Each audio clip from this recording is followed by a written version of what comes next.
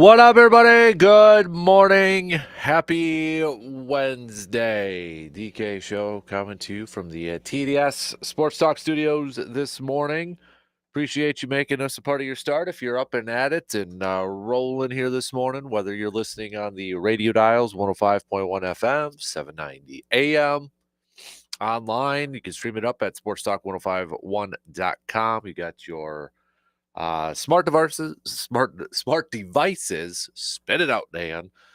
Just tell your Alexa device to say, yo, Alexa, play WAYY.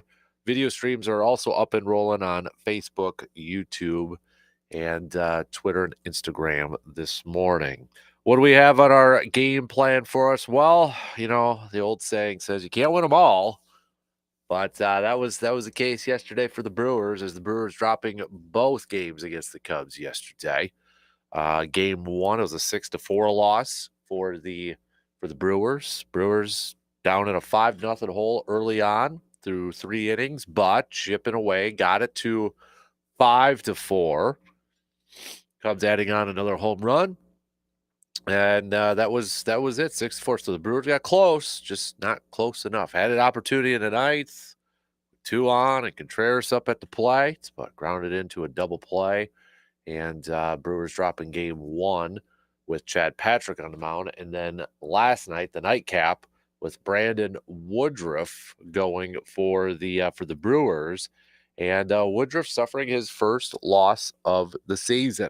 Brewers did jump out to an early 1-0 lead thanks to an Andrew Vaughn RBI single, but that was it for the scoring for the Brewers. Just 1 run in the first, and Cubbies able to take the lead in the second by adding a couple, and then 1 each in the fifth and sixth to hold on to victory. Woodruff going just 4 1/3, getting that pitch count up there early on too. 4 1/3, 5 hits, 3 earned runs. So after him, it was just Ashby. So even though he was a little bit of a shorter start, at least the bullpen wasn't used a whole lot. But we get game 4 tonight with Jacob Mizorowski getting the starts for the Brewers. And, we're looking for probably a little bit of a bounce back performance from Jacob Mizorowski, right? You remember his previous outing, first one coming off the injured list, was a little rough, but we'll see what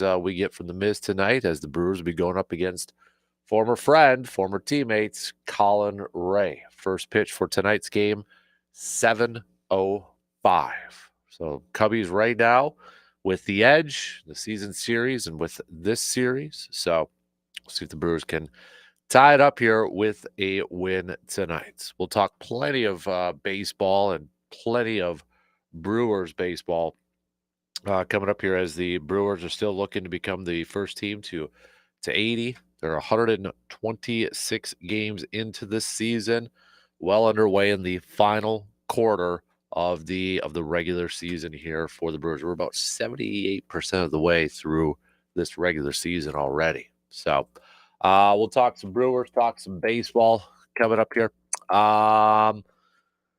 Going to talk a little Green and Gold Packers back at practice yesterday. Jordan Love practicing again. Packers will have a joint practice with Seattle tomorrow, and that's going to be the last one open up to the public. Last public practice for the season, and then got the preseason game on Saturday, and then we're on to the regular season, believe it or not. But the question, I got a question I want to throw to you Packers fans out there, and hit me up with a text or comment on the video streams and such, or hit me up on socials, whatever is easier for you, whatever you prefer. Okay. Who is the player that you think we're all sleeping on right now for the Packers? Like, who do you think? It's a prediction, it's a gut pick, and that sort of thing. But who do you think is the player that, you know what, I think Packers Nation, fans across the league, or people who cover the league, that sort of stuff, I think they're sleeping on him. I think that this is a guy that nobody's talking enough about. That I think he's going to have a good season, and just nobody is really talking about him. Who do you think is the player? I'm going to ask you to narrow it down to just one. All right, just one. Give me the player that you think we're all sleeping on. That isn't maybe getting enough attention. This is the thing too.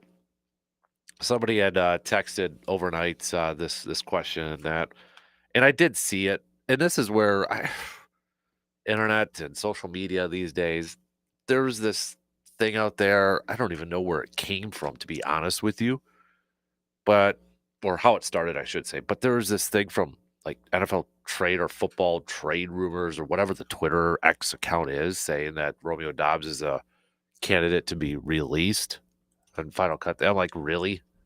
Really? Considering the injuries that the Packers have at the position and no, I just stop. So don't believe everything you hear on the internet and such. Oh, okay. So it looks like it was from a Bleacher Report sort of thing. Come on, just stop. I mean, to me, this is an example of probably somebody who doesn't really even know what's going on or what's happening at camp and such. So no, Dobbs ain't getting cut. Come on now, just stop. Just stop. So I did see it. I ain't buying it. I'm not taking that one to the bank. So, but give me the player.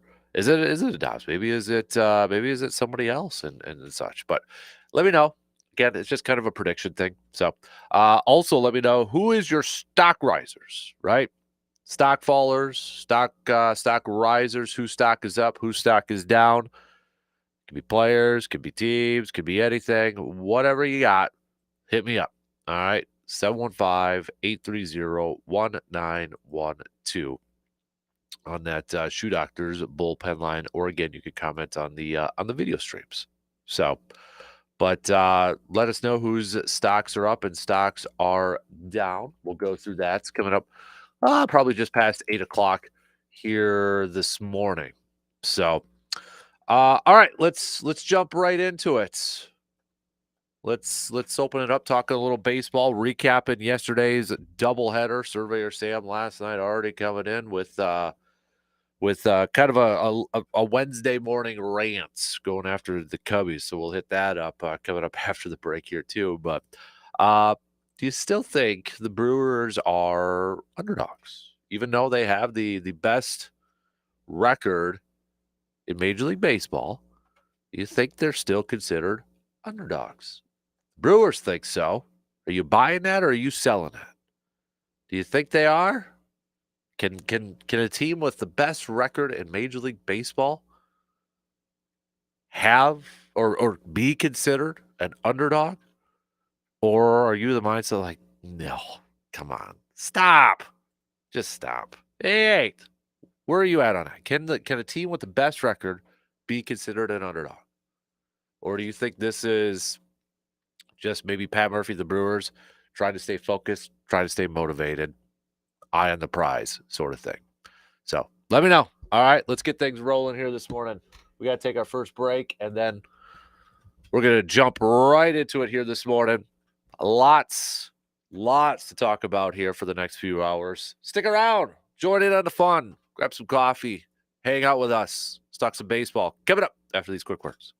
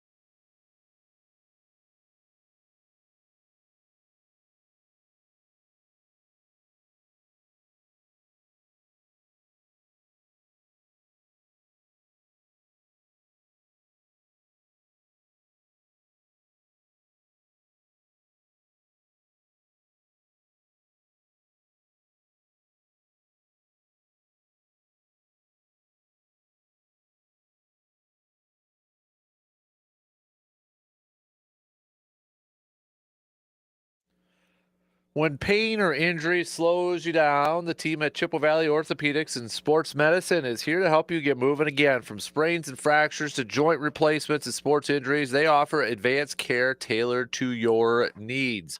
Their experienced doctors and therapists work with you every single step of the way from diagnosis to recovery so that you can get back to doing what you love. Convenient, compassionate, and focused on results. They're the experts in keeping you active. Make your appointment today by getting started by visiting, cvosm.com. That's cvosm.com. All right. We already got a few texts coming in here this morning. I like it. I love it. Also want to throw this out here as a quick reminder because we are getting close to the start of the season. So if you head to our website, we will have our Pro Football Pick'em Challenge up and ready to go right now. They already got the survival. So we got a survival challenge on there too. So if you want to partake in the survival challenge, you can do that. All right. You can sign up right now. But the Pro Football Pick'em one should be up fairly soon. I would imagine here, maybe after the preseason kind of gets going and such here. But you can right now, if you want to get into the Survivor one, that is available. Reminder: just click on the Fan Cave tab at our website. We'll get to our green and gold chat here in just a little bit, but a couple of texters coming in here. Living a dream, Jeff, already up and at it. Good morning, Jeff, saying, good morning, Dan. I believe a sleeper could be Musgrave. His size and speed over the middle should be a huge advantage now that he is healthy. Not sure how his camp is going, but just my gut feeling. That's what it's all about, right? Gut feeling. That's all I'm looking for is gut feelings. Steve from Eau Claire says, Bo Melton. Steve also says the so-called experts are going to consider us underdogs until we go out and sign as many big name stars as the Dodgers and Yankees have. While I don't agree with it, I'm also okay with it because sometimes a label like that is the best motivator there is, especially for a team like ours that has so many cast-offs from other teams. That's one of the many reasons why I think Murphy's old school approach is such a good fit for the Brewers because it's a good way to keep his guys focused. Surveyor Sam, let's see if anybody else agrees with Surveyor Sam's Wednesday rant. All right. So a little bit of a long one, but I'm going to go through it here. It says, Kasper, I'm going on a Wednesday rant rather than a Tuesday, only because I didn't have time. So buckle up, Buttercup. The Cubs call in the second game of the doubleheader on Monday was complete collusion. That game easily could have been played before the Storms showed up. That game was canceled because the Cubs were at an all-time low and needed a reset as much as humanly possible. Just imagine what the Cubs players are thinking of, having to walk out into Wrigley just a couple hours after being blanked by the team that you have been chasing, the same team just 2 months ago that were 6 games behind you and suddenly 9 games up on you. Just imagine what they're hearing from the fans in the media. Overpaid, overrated, crappy manager. The list goes on and on. That second game was the dagger, the RKO, the Hadouken. That's from Street Fighter. I appreciate the Street Fighter reference. I kind of wanted to watch some Street Fighter gameplay after I read this surveyor. To the Cubs season and the people who called the game screwed the Brewers from finishing them. This was collusion from the MLB. Make sure the Cubs aren't out of the playoff race and keeping fans intrigued and wanting to fill the stadium. Now that is a rant. I love it. I love it.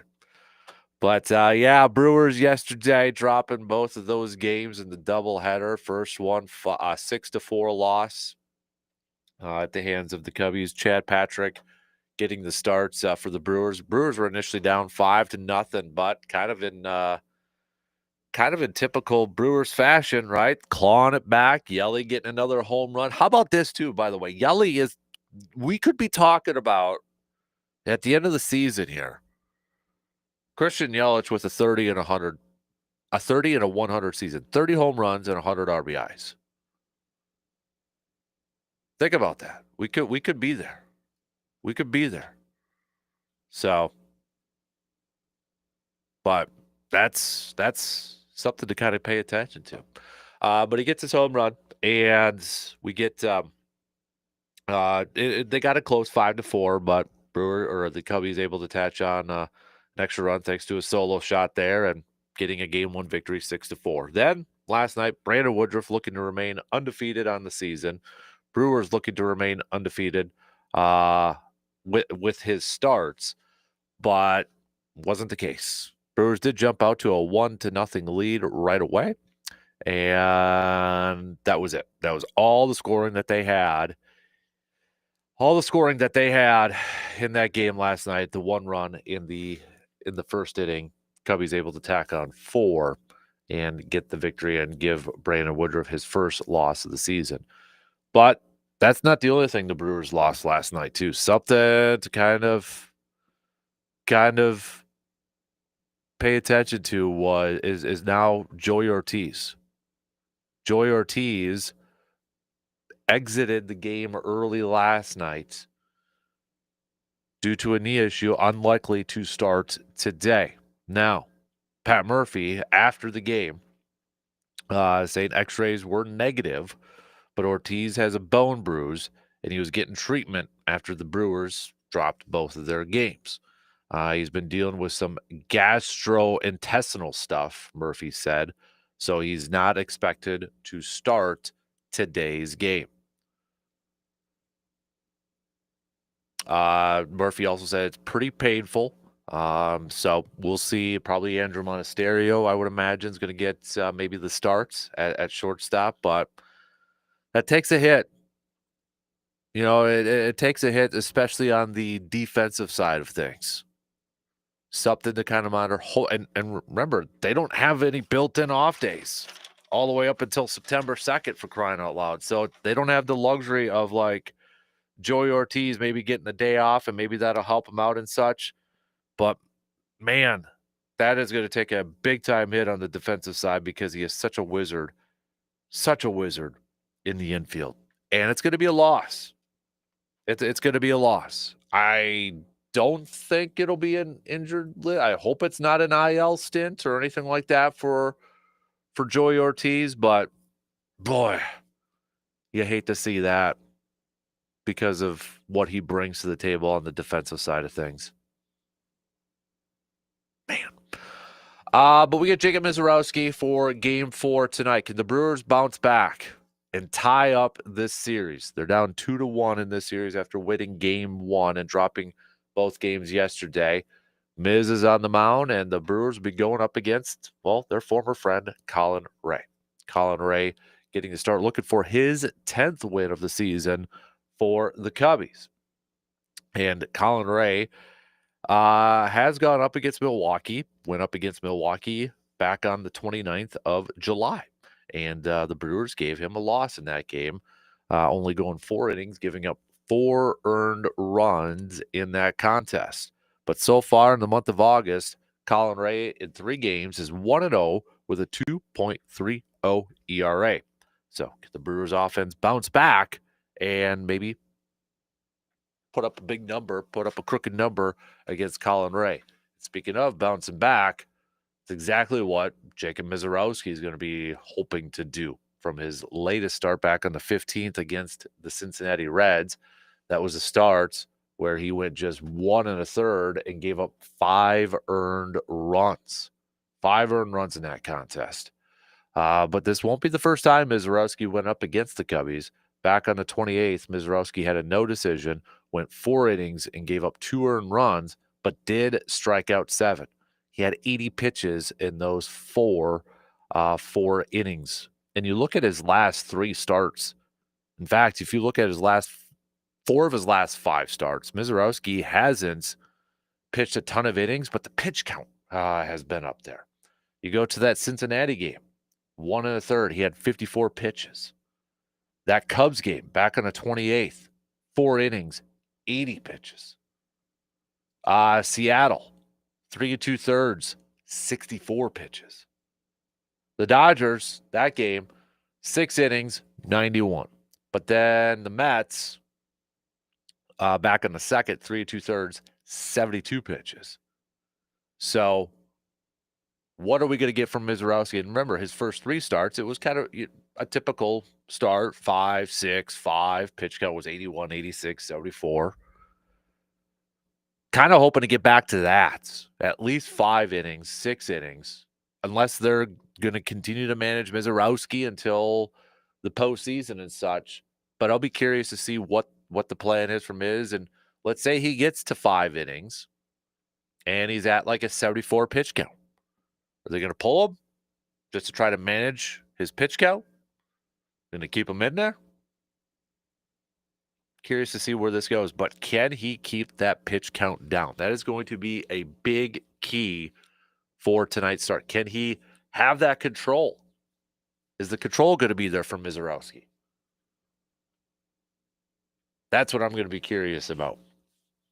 And how much of a management he's going to be under for tonight's game. But how big of a loss, Brewers fans, do you think it is for Joey Ortiz? Think about Joey Ortiz and how much we've talked about this guy all season long. From the beginning parts of the season, where it was, we can't have him in the lineup. We can't have him in the lineup because he brings nothing to the table offensively and maybe kind of a rally killer. Can't do anything. Good defense, but he's a liability offensively. To where, all right, had that amazing bounce back run offensively. It's like, okay, then slow down a little bit. But now I think he's kind of like been consistent enough. I think it's a big loss just because of and this is not kind of is a knock on Andrew Monasterio. I mean, the team loves him. Everybody loves him and such, but there is going to be a drop in production. It's going to be a drop in production, especially on the defensive side. And I hope it's not too long. I'm glad that, they've got the cushion there of their division lead and such. But, I mean, depending on how today and tomorrow goes and such, that little cushion could get pretty tight. Could get a little bit closer here. But I got to imagine they're going to be careful and they're going to be patient with Ortiz with that knee injury. With that bone bruise that he's got on there. I mean, we've talked to Dr. Crow about bone bruises on the knee how many times? And they're painful. And guys can miss some extended time with that. I hope that's not the case here with Ortiz, but I got to imagine with no built-in off day here until September 2nd, he's going to be missing some time. It's going to stink. Because we are going to feel the effects of it defensively. I truly believe that. And maybe a little offensively too. But maybe Andrew Monasterio could be that guy that steps in like a lot of these other guys have and be a little bit of a spark. Maybe give them some solid play. Maybe the team could rally behind that. I don't know. I hope so. But we'll see. Maybe some good news in the return department. Reese Hoskins, AAA. It sounds like Jackson Cheerio is going to be going over there now too. So Cheerio, you would think, is close to coming back, getting his bat back in the lineup. Reese Hoskins, I mean, we're all kind of curious, I think, to see how that's going to work out with him and Andrew Vaughn over at first base. Right? We're all curious about that. But let's just kind of take it from a positive side of things. It's another bat. We're getting healthier. We're getting options.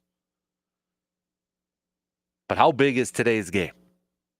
How pivotal is tonight's game against the Cubbies to tie this series up?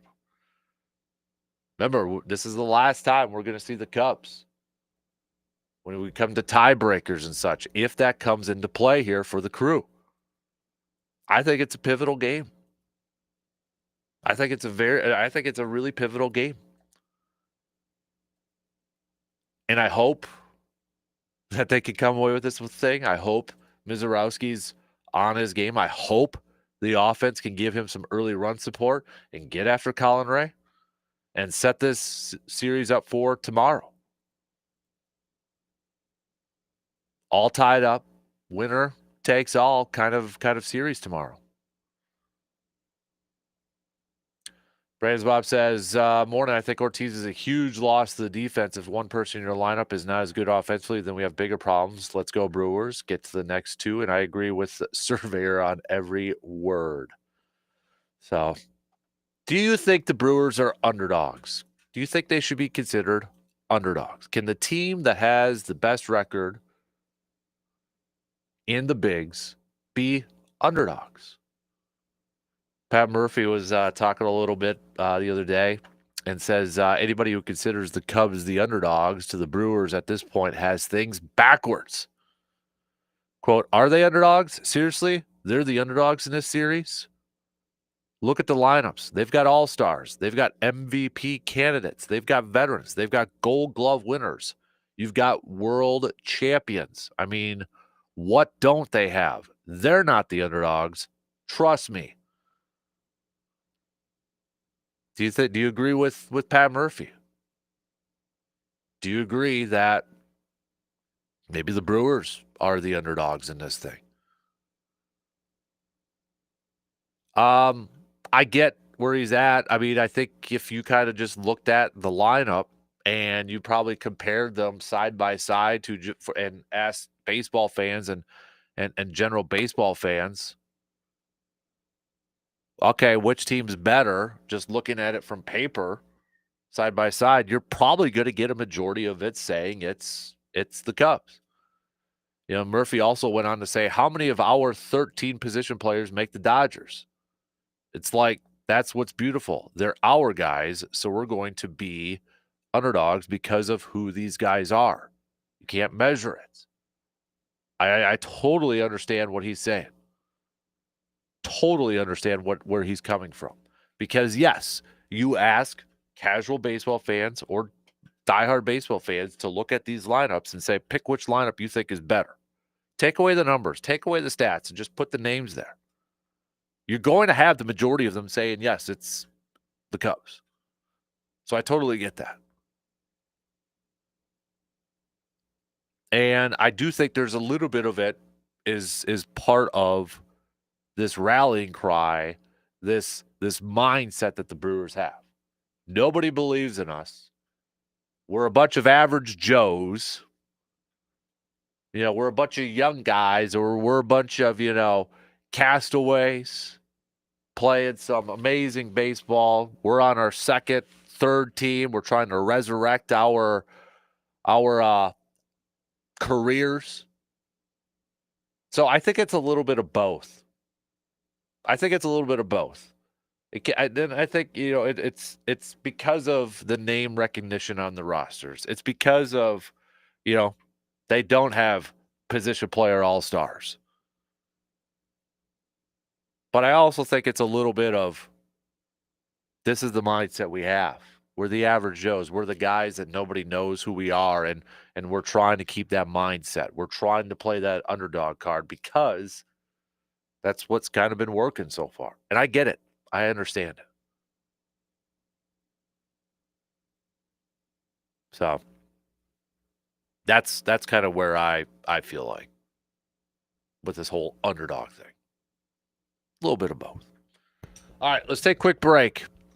Switch gears here for just a little bit, but we'll get back to Brewers talk, no question about it. But continue to send me your thoughts. How big of a loss is Joey Ortiz out of this lineup? And then do you think the Brewers, with their best record, can be considered underdogs? Yay or nay? Thumbs up, thumbs down. What do you think? Switch gears here for a little bit. I want to talk a little green and gold. Who do you think is the player that we're all sleeping on? I'm going to ask you to narrow it down to one. I know we could probably come up with a few, okay?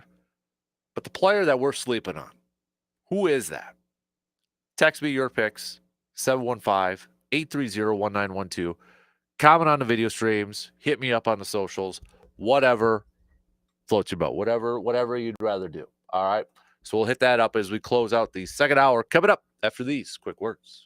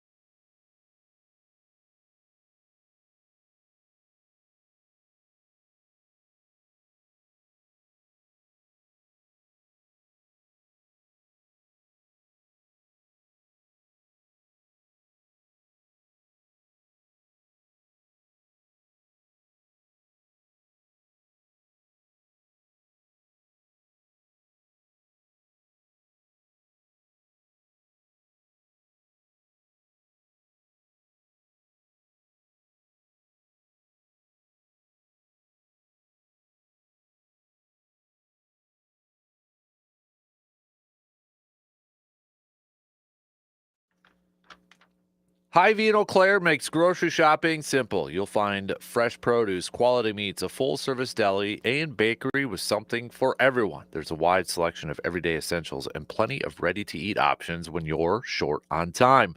And if you're planning a special meal or you just want to unwind, their wine and spirits department has a great variety from local craft beers to fine wines and top shelf liquors. Don't forget to grab yourself a six-pack of that Man Cave Lights. It's everything you need in one stop, whether you're planning a big meal or just picking up a few things like some Dan Good burgers. You can see the difference today by shopping at Hy-Vee in Eau Claire. All right, we'll get back to some more Brewers talk coming up here in just a skosh. Switching gears here for just a second, but I'm going to fish off the first hour. Who is the Packers player that you think we're all sleeping on, or people out there are kind of sleeping on this year? I'm asking you to narrow it down to just one. And there really is no right or wrong answer in this thing. Okay. I mean, it's an opinion. It's kind of what is your gut telling you? So there's a few different options we could be throwing out there. And I like, living a dream. Jeff mentioned Luke Musgrave. I think that's a solid pick. I think that's a good one out there. I am gonna go.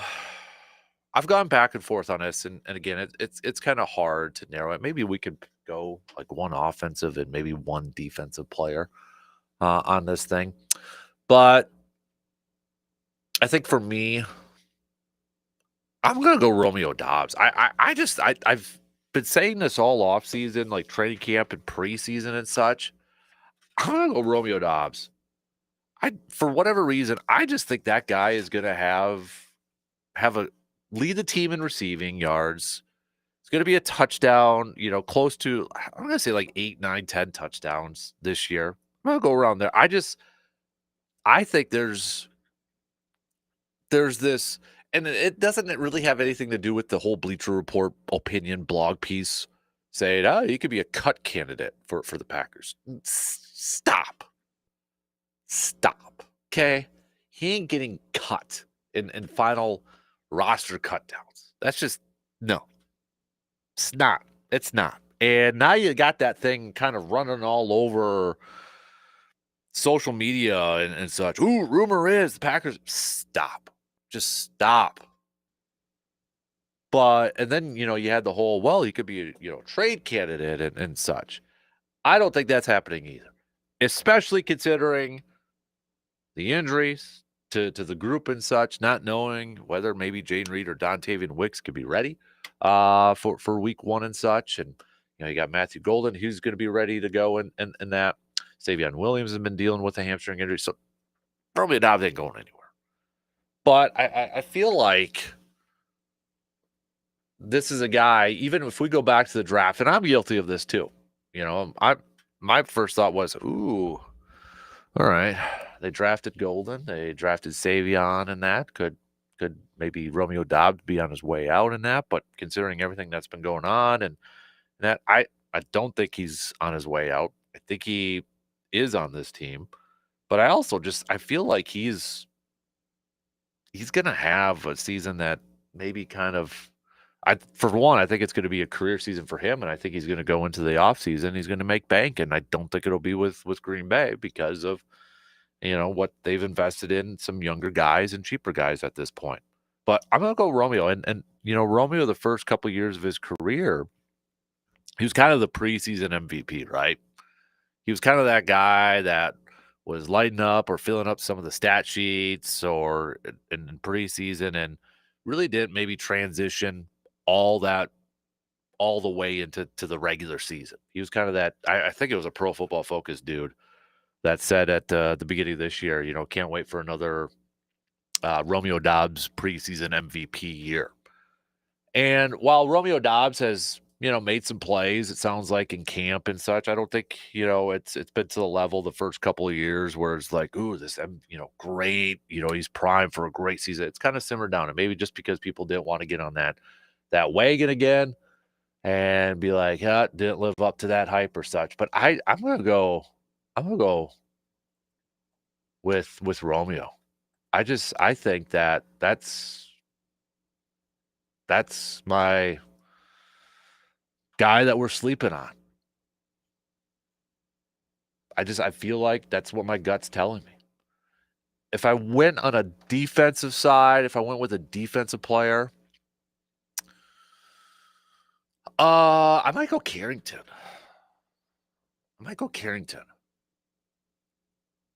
Entering his third year, he's been getting more reps now with the ones with Nate Hobbs out. But, Keyshawn's there.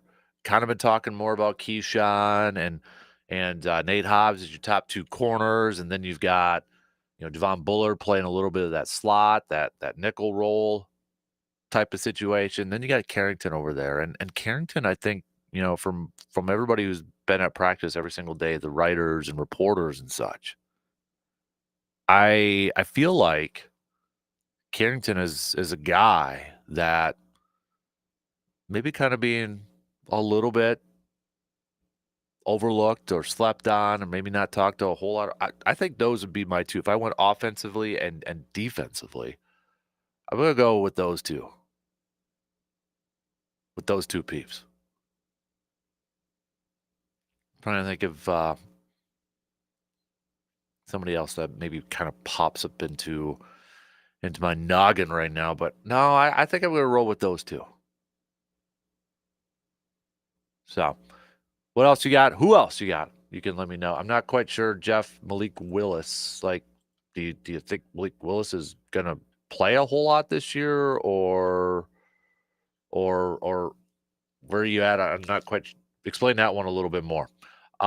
C-Bomb says, hate agreeing with Surveyor, but he is 100% correct. So is Pat Murphy. If the Browns are 9-1 and the Chiefs are 6-4 at Arrowhead, is Mahomes and company the underdog? No chance. Let's win these next two and forget about the Cubbies. Okay, I actually see about my hate agreeing with you, but I actually would agree with that analogy. Player for me under the radar. Well, we got another vote for Musgrave. Forgotten man. He's healthy now. Let's watch him stretch a field. He and Kraft could be our Gronk and pre-murder Hernandez. Trying to think. How about it maybe a little bit more of a Packer now? Can maybe say a little Chewy and Keith Jackson? I'm trying to think of another tight end duo we can maybe throw out there, but I get it. I understand it with the Hernandez and Gronk talk there. So we got another texter coming in. This is Chris. Chris saying my under the radar player for the Packers is Dontavian Wicks. We got another pick coming in for Carrington Valentine. We got another pick for Quay Walker. Okay, interesting. And then another pick. This is from Dave. Says Devontae Wyatt. All right. Keep those coming. All right. Keep sending those on over. 715-830-1912 on that Shoe Doctors bullpen line. You can text them on over. Joe on our video stream says, good morning. Good morning to Joe as well. We'll get back to green and gold, by the way. Joint practice with Seattle tomorrow.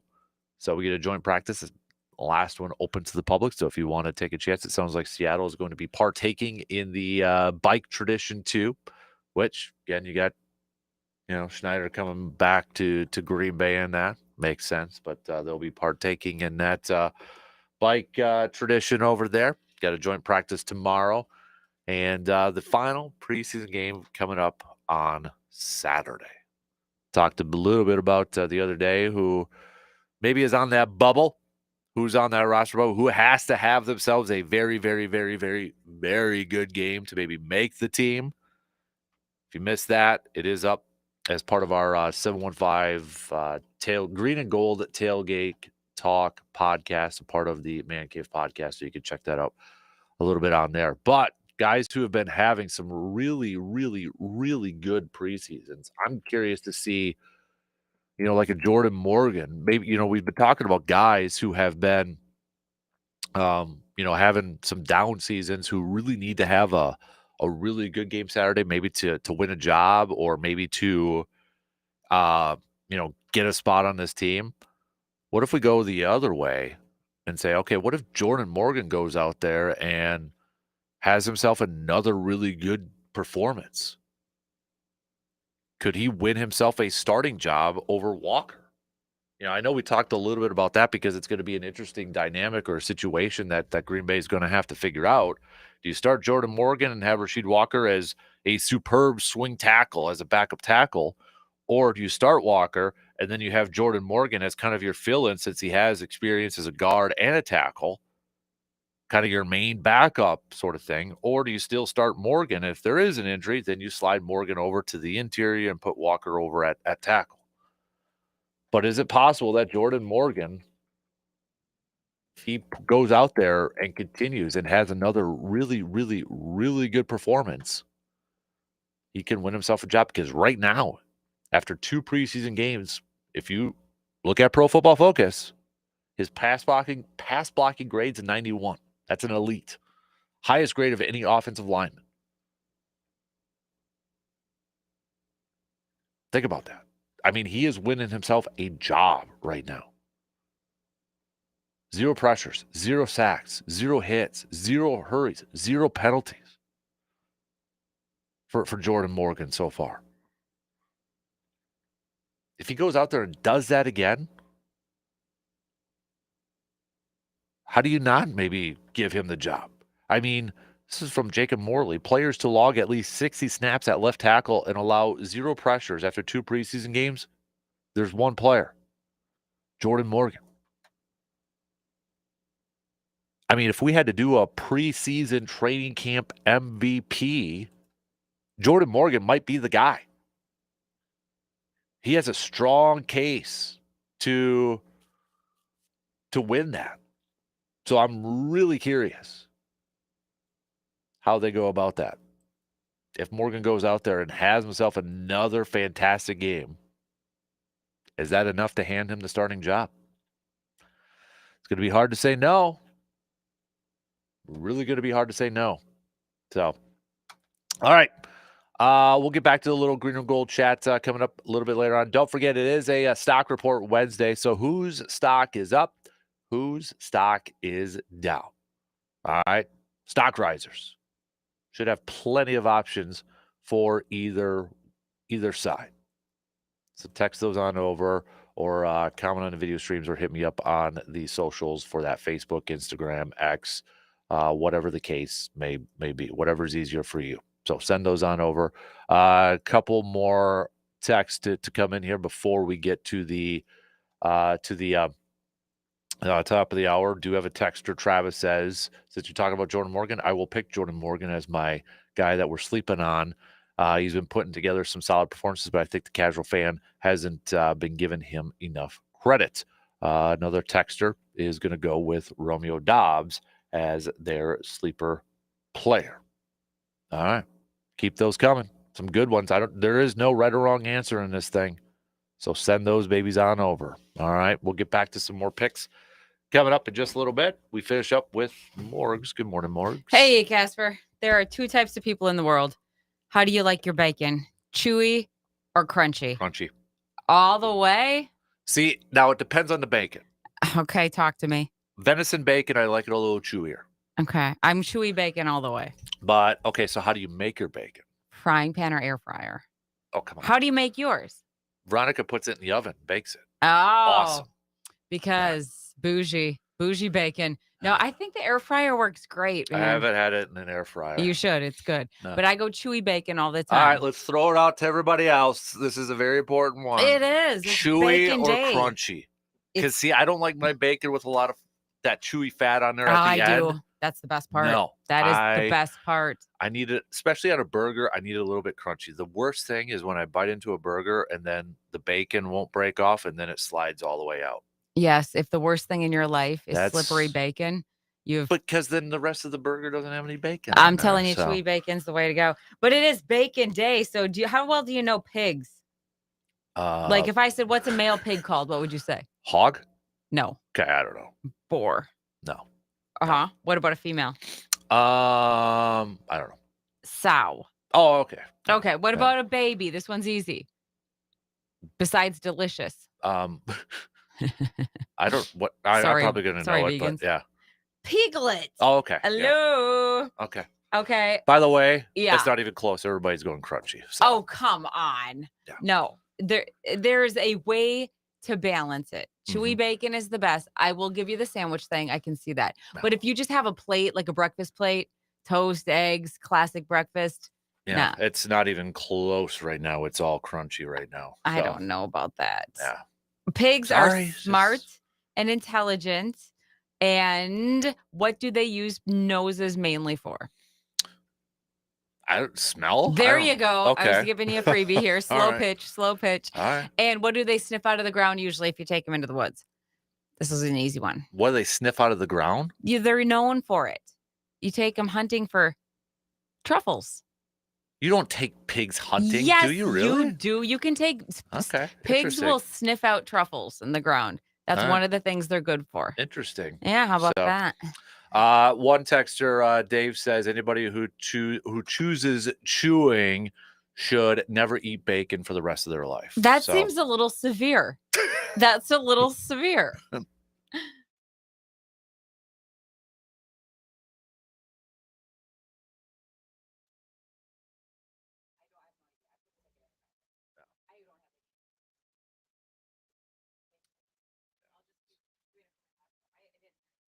so I was asking about the bus rosters thing too because Brian emailed me or sent because they had to move the bus time to leave it an hour early because the Brewers are saying because it's the Euchre tribute they want fans in. Oh yeah, ours was. Yeah, and so he's like, so I'm emailing everybody, but can you call everybody? I'm like, what? Don't you have a bigger staff? Why can't? And it's your thing. I'm like, sure, whatever. Still hasn't sent me the roster. See, you have to stay on it. No. The one thing about me hosting was I had to ask him like repeatedly. I was like, don't make me hound you for something that I need. Like, Right. I can't not have ticket access. Oh, and then he's on my nerves because we're doing a different website, Wisco Sports Zone or whatever. And so I had a Zoom call with him a couple weeks ago. He's going through it. I'm like, okay, cool. And he wanted me to start posting. Cool. Brian, can I get access to the AP photos? A week goes by, no response. Hey, following up, can I get this? 2 days goes by, no response. Then he emails me. Hey, how come you're not posting? I said, I need photos to post. Well, you should have access to it. I don't. Well, I'll look into it. So I posted. Oh, I don't have access to post. I have to submit it for review.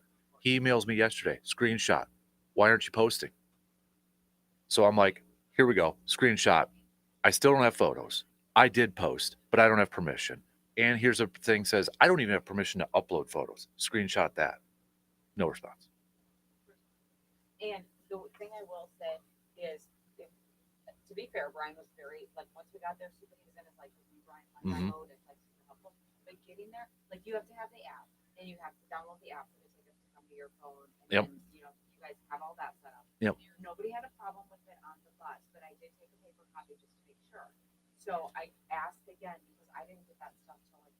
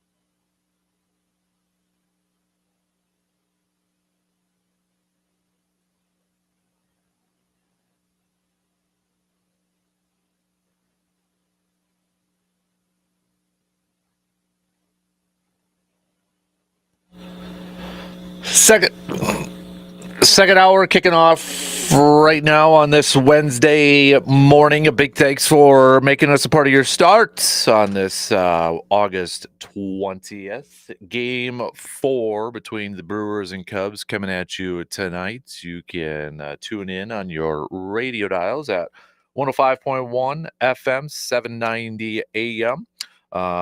First pitch is going to be at 7:05. Coverage will begin at about 6:30 tonight. And then the series finale coming at you tomorrow, a 1:20 first pitch. So, but Mizorowski's on the mound tonight for the Crew, going up against former friend Colin Ray. Brewers did go up against Colin Ray earlier this season, and the Brewers picked up the win there. Mizorowski also pitched against the Cubs earlier this season too. So a little familiarity with that. So in a very apparently a hotly tested debate, it's still a wide majority preferring crunchy bacon over chewy. We do have a couple of people, weirdos out there, who are picking chewy bacon there, but for the most part, it's not even close. It's like 90%, 95. I'll even say 95% going with crunchy. To all of you people who are picking chewy, I hope you like E. coli with your chewy bacon is all I'll say.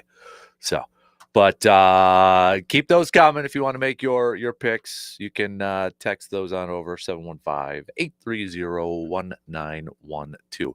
Surveyor Sam also with our Packers question. He's going with Emmanuel Wilson. He will solidify himself as the number 2 back and will be a great change of pace to Jacobs. I'm saying it's a 6-touchdown, 600 all-purpose year for Wilson. I like the bold prediction, man. I like it. Also spent some time in the first hour talking a little bit more about the Brewers and such. By the way, Emmanuel Wilson pick, just to kind of reset it, why Surveyor is throwing that one out there. We're looking for a sleeper player. Who is your sleeper player for the Packers that nobody is really kind of talking about so far, that you think, just what your gut telling you, that you think is going to kind of go out there and have a very, very good season, or just kind of maybe catch people by surprise? So send those on over. Brewers wise, we were talking a little bit about, do you agree with Pat Murphy that the Brewers can still be considered underdogs? That they can still be considered underdogs even though they have the best record in Major League Baseball? You buying that? You selling that? Looks like a majority of you saying yes. I do like your comparison, C-Bomb, where C-Bomb said a little bit earlier that if the Browns are 9-1 and the Chiefs are 6-4 at Arrowhead, is Patrick Mahomes and company then an underdog? No chance. I would agree with that. So you can keep those coming if you'd like. Also, it's a stock report Wednesday. Whose stock is up?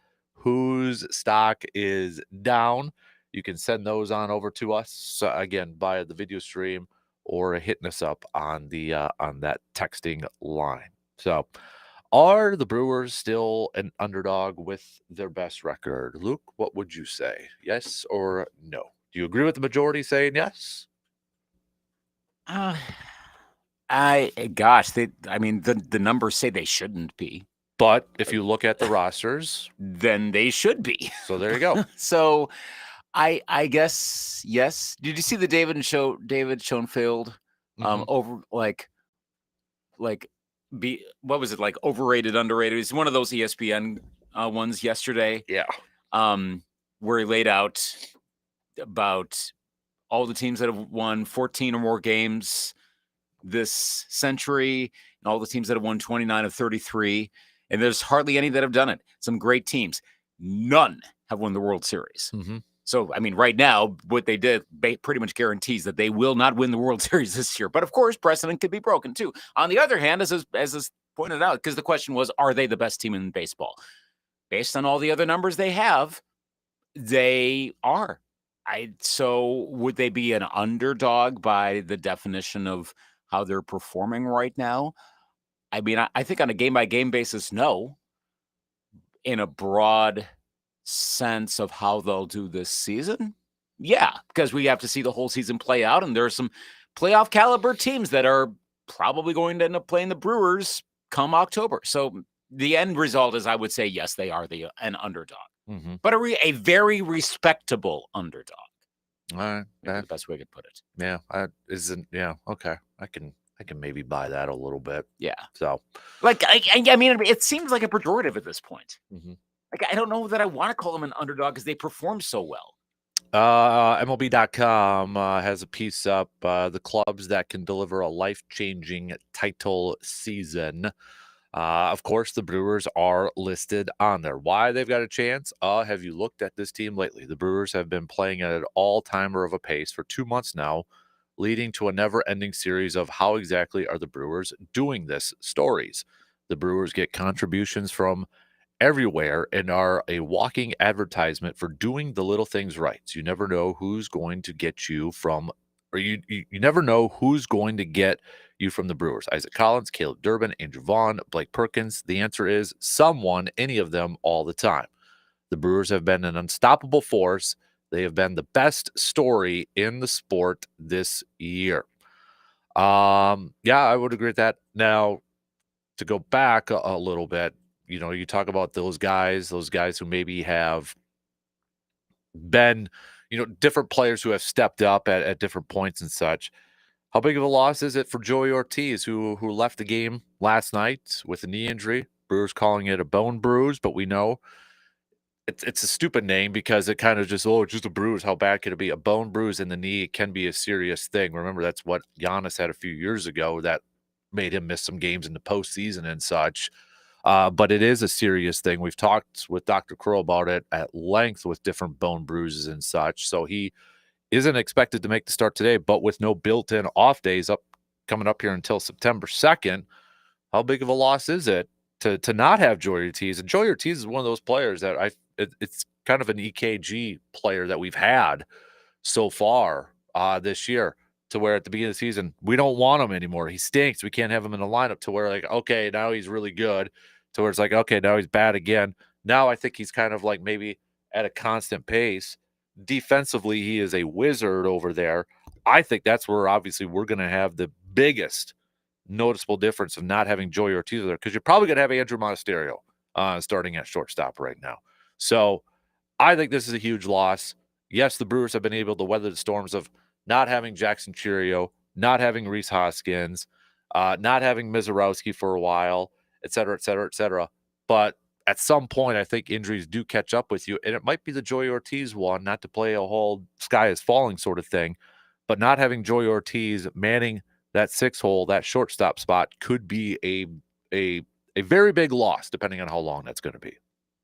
It's the first time between that and 2 in a row where you go, could this be the? I mean, I'm intentionally overstating this. Like I don't think we're now seeing the beginning of the end of the wonder of the 2025 season, but odd circumstances can come about with certain injuries. Like there are other ones you go, oh my gosh, like the Jackson Chourio one. When that happened, I believe a whole lot of us thought, oh my gosh, okay, this is probably going to be too much. No, it wasn't at all.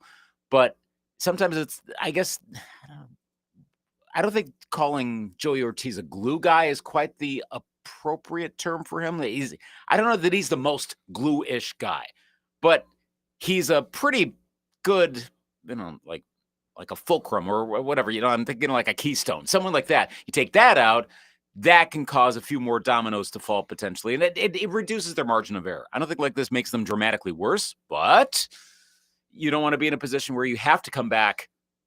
And a lot of times they've had to come back. They've been able to do it to the point where we expect them to do it, but you don't want to always have to do that. It's going to bite you at a few points, and you don't want to give up an extra 3 runs. Well, now you're going to come back from a 6-0 deficit, 7-0 deficit.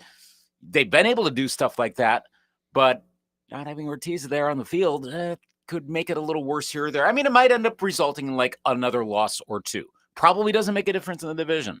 Maybe it makes a difference in the seeding in the postseason. So we'll see again how long he's going to be out, but don't expect him to be starting today's game for the Brewers. And I would imagine it's probably going to be Andrew Monasterio. Now the Brewers love him, the teammates love him, Pat Murphy loves him, but there's going to be a little bit of a dip in production, especially from the defensive side of things. So Game 4 again tonight, 7:05, first pitch.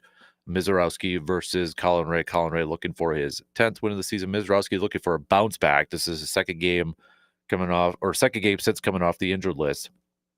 Looking for a bounce back one because his previous game he only went 1 1/3 and had over 50 pitches in there. So be curious to see what if they kind of manage Mizorowski still to the end of the regular season and going into the postseason or such.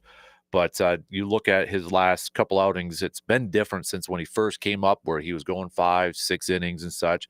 His last few outings, though, that pitch count has been getting way up there for Mizorowski. So hopefully that's something that he could control. I mean, Woodruff had the pitch count up yesterday, but Brewers only using 2 pitchers because they had the luxury of having guys like Aaron Ashby in the bullpen who can give you a little over 3 innings to finish off. So the bullpen you would think would be fairly ready to go just in case Mizorowski's pitch count goes fairly high for today's game. But we'll see if that's going to be the case coming up here today. Quick look at where things stand across Major League Baseball after the Brewers did drop 2 games yesterday. If we look at it from a Major League standpoint, all across the league here, it's still the Brewers with a 5-game lead over the Tigers and over the Tigers. The Toronto Blue Jays now are 5.5 back. So the Tigers climbing up there a little bit in the standings. They're 8-2 in their last 10 games.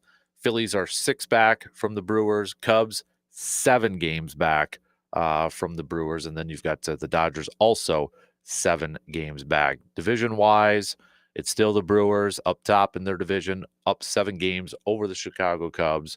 Elsewhere, Toronto is up 5 games over the Yankees. The Tigers are up 9 games over the Royals. The Astros up 1.5 over Seattle. Philadelphia up 5.5 over the Mets, although the Mets have now won their last 3 games. Dodgers in this back and forth affair are up 2 games against the Padres. And right now, that and the AL West are the 2 closest division races. Houston and Seattle separated by 1.5 games, and the Padres and the Dodgers separated by just 2 games. Wild card races right now. While Detroit, Toronto, and Houston lead their divisions. So in the AL, it's the Yankees, it's Boston. Good thing they didn't go off and sell off all their players. And then Seattle. But Kansas City is just 2.5 back, and Cleveland is 3 back from a wild card spot. National League, it's the Brewers, it's the Phillies, it's the Dodgers, and then it's the Cubbies, Padres, Mets. But the Reds still just 1 game back from a wild card spot. And maybe don't discount the Cardinals either. They're just 5 games back from a wild card spot. So we'll get back to some more baseball coming up here in just a little bit, but we'll take a quick break and we'll talk some more green and gold. Send me your players. Who do you think is the biggest sleeper player in Green Bay? John says really quick, if you eat chewy bacon, you must be a Vikings fan. End of story. So I'm a Vikings fan, and I do not like chewy bacon. All right. So even Vikings fans disagree on that. Let's just call like Cowboys fans. How about that? We can all agree on that. All right. Oh. Okay. Maybe that. But Jerry Jones eats chewy bacon. Is that in the documentary? I don't know, because I'm not watching it on Netflix. So I don't care. I'm not watching that. So all right, quick break. We'll be back in just a few minutes.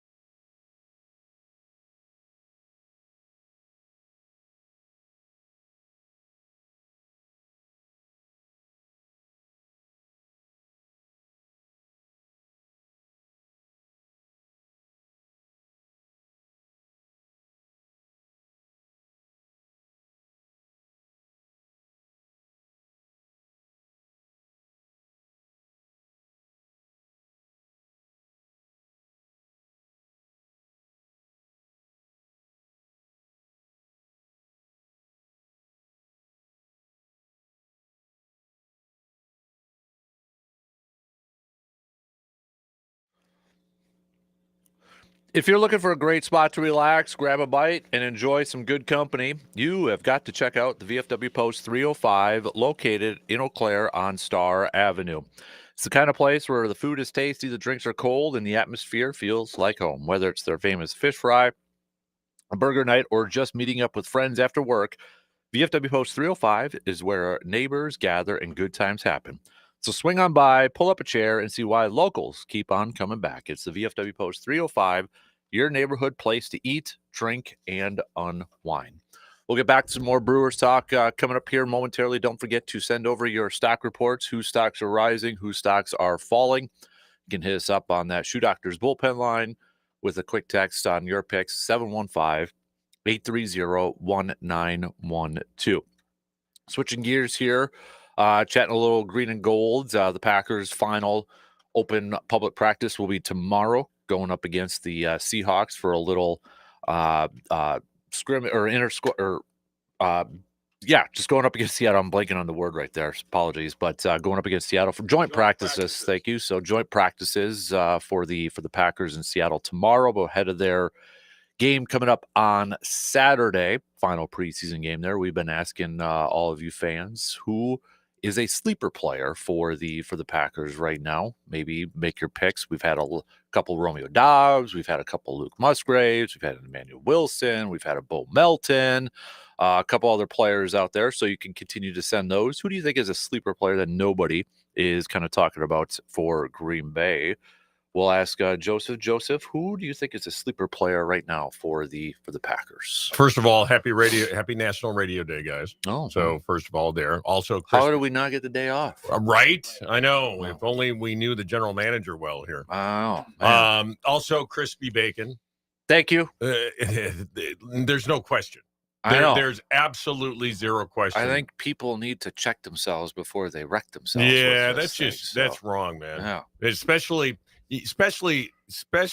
soggy bacon and a Bloody Mary. That's just even more wrong. Yeah. Like my thing is, like, if I'm biting into a burger and that whole piece comes out because it's chewy, it just ruins the burger. It's done, man. It's done. So totally with you on that. But a player that not a lot of people are talking about. And my first thought was Luke Musgrave. All right, he's the most popular one so far. Well, I think Matt LaFleur loves 12 personnel, and when they drafted those guys, I think they were envisioning this 1-2 punch, almost going back to the Keith Jackson, Mark Chmura days, where you've got someone who can wreak havoc on a cover two by splitting the seam, and then you've got somebody underneath. Interestingly enough, though, when you look at the athletic metrics of Tucker Kraft and Luke Musgrave, they're not that far from each other, and so I think a lot of people are not counting on Tucker Kraft from an athletic standpoint. So Luke Musgrave was the guy I was going to go with. But then I started thinking more and more. This isn't necessarily a guy that people aren't talking about, but I think there's some question marks there. And I'm going to go with Javon Bullard. And I think a couple of different things. First of all, Green Bay passed on Cooper DeJean. And I think a lot of Packer fans wanted him as that slot corner, that guy that can play multiple positions. Javon Bullard last year, I think, didn't have a great season, and he's been working a lot in the slot. Now he's getting reps working at that other safety position in front of Evan Williams and Kalen King having a good camp. It's kind of that trickle down. So I think Javon Bullard would be my guy that I just don't think Packer fans are talking about. And I think maybe they're looking at it and saying, well, we tried this with Darnell Savage. We tried this going back, drafting the safety with HaHa Clinton-Dix. And the history of the safety position in Green Bay, I think it leaves Packer fans wanting more. But I'm going to go with Javon Bullard as the guy that I think could have a much better season than I think people are expecting. That's a good pick. I like that one. So we are entering the final stretch here. Jordan Morgan has had a fantastic preseason so far. Yep. Walker hasn't been playing and such. Is Jordan Morgan, with maybe one more game, do you start him at left tackle if he has another game on Saturday like he has been having? Do you keep him as your backup, your primary backup, because he can fill multiple spots? Do you still go with Walker? How do you play it? We know they want to play their five best.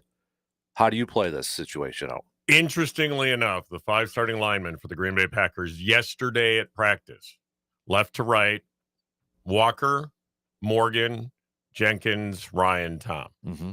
And so you said it best. You play the best 5. Now, looking at the tape of Jordan Morgan, that guy's got left tackle feet. He doesn't have the anchor, and so I wouldn't want to put him at that right tackle position, but he is such a technician as a left tackle. Now again, that being said, if you go with your best 5, and based on what we saw from a couple of guys in the game this past weekend, what is it, Donovan Jennings, I believe, started at left guard this past weekend, did not show well at all. Sean Ryan shows some power in the run game. You know what you have in Zach Tom. You know what you have in Elton Jenkins. And so if you look at it from this season, it wouldn't surprise me at all if Jordan Morgan starts at that left guard position. Over their big signing of Aaron Banks? You know what? It's one of those things that it wouldn't surprise me. Now, again, your best 5. And that's always been the philosophy. What I do see happening is this, regardless of where he ends up, I don't see Rasheed Walker getting that big deal from Green Bay.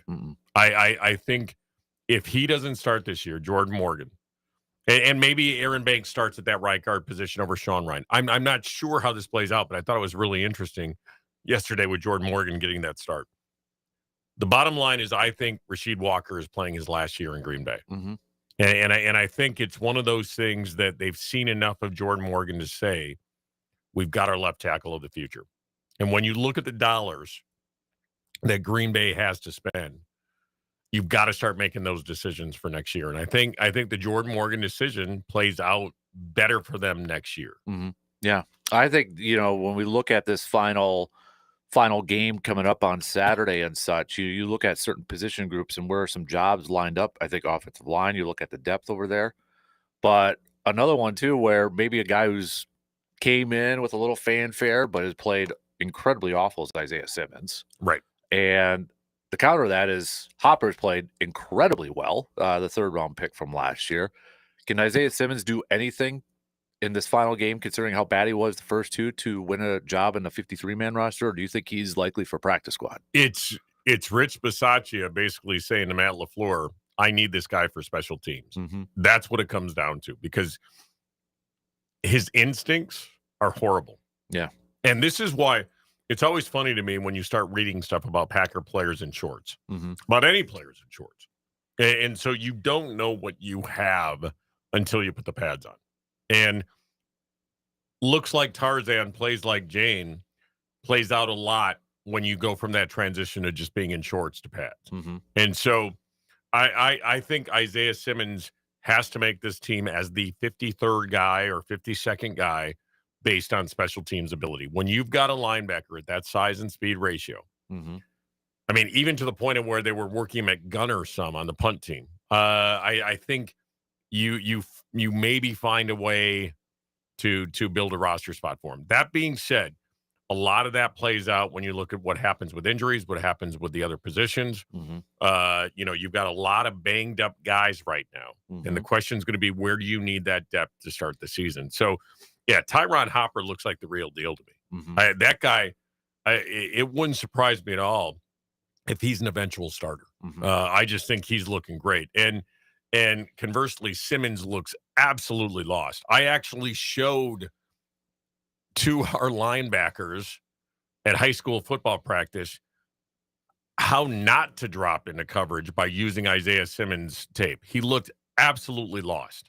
And again, here's a guy that when you look at the tape, when you look at, and you get back to it, when you get a guy like this that's just that freak athlete, a lot of times in college, depending on where you're going, you can beat the other guy across from you just by being a good athlete. Can't do it in the NFL. And so I think if Simmons makes it, it's Rich Bisaccia saying to Matt LaFleur, I need this guy. I need this guy. He's going to be integral for our success on special teams. And then he's going to be that 52nd, 53rd guy in the roster, but he's going to be playing a lot of specials. So we'll see. But that's one of those things that again, and Packer fans, I just caution you, when they're in shorts, don't get too excited or disappointed. And I think that's what you're seeing now with Jordan Morgan going back to the other side. Now that the pads are on and you're seeing what this guy can do in a game situation, I think he's the real deal. Mm-hmm. Yeah. Another veteran, maybe on the bubble, but maybe helps because of the injuries. McCall Hardman, who, obviously the first game, the muffed punt and all that, but, he was on the roster bubble to begin with. It wasn't a guarantee. Do you think, though, he probably makes his team because of the injuries to that wide receiver department? Yeah, and again, going back to special teams, do you want Keyshawn Nixon being a big part of your return game, or do you want a guy that's there just for the return game? And Keyshawn Nixon last year bristled at the idea of being cornerback 1 or 2 and returner 1. But now he's saying, well, I had to laugh. Dion did it. Charles Woodson did it. Keyshawn, I love you, but if you're putting yourself in that company, that's rarefied air up there. And so I just thought that was an interesting thing. But yeah, and you look at it, and I'm not saying that Hardman is Desmond Howard, but Howard needed that last preseason game to make the roster. Yep.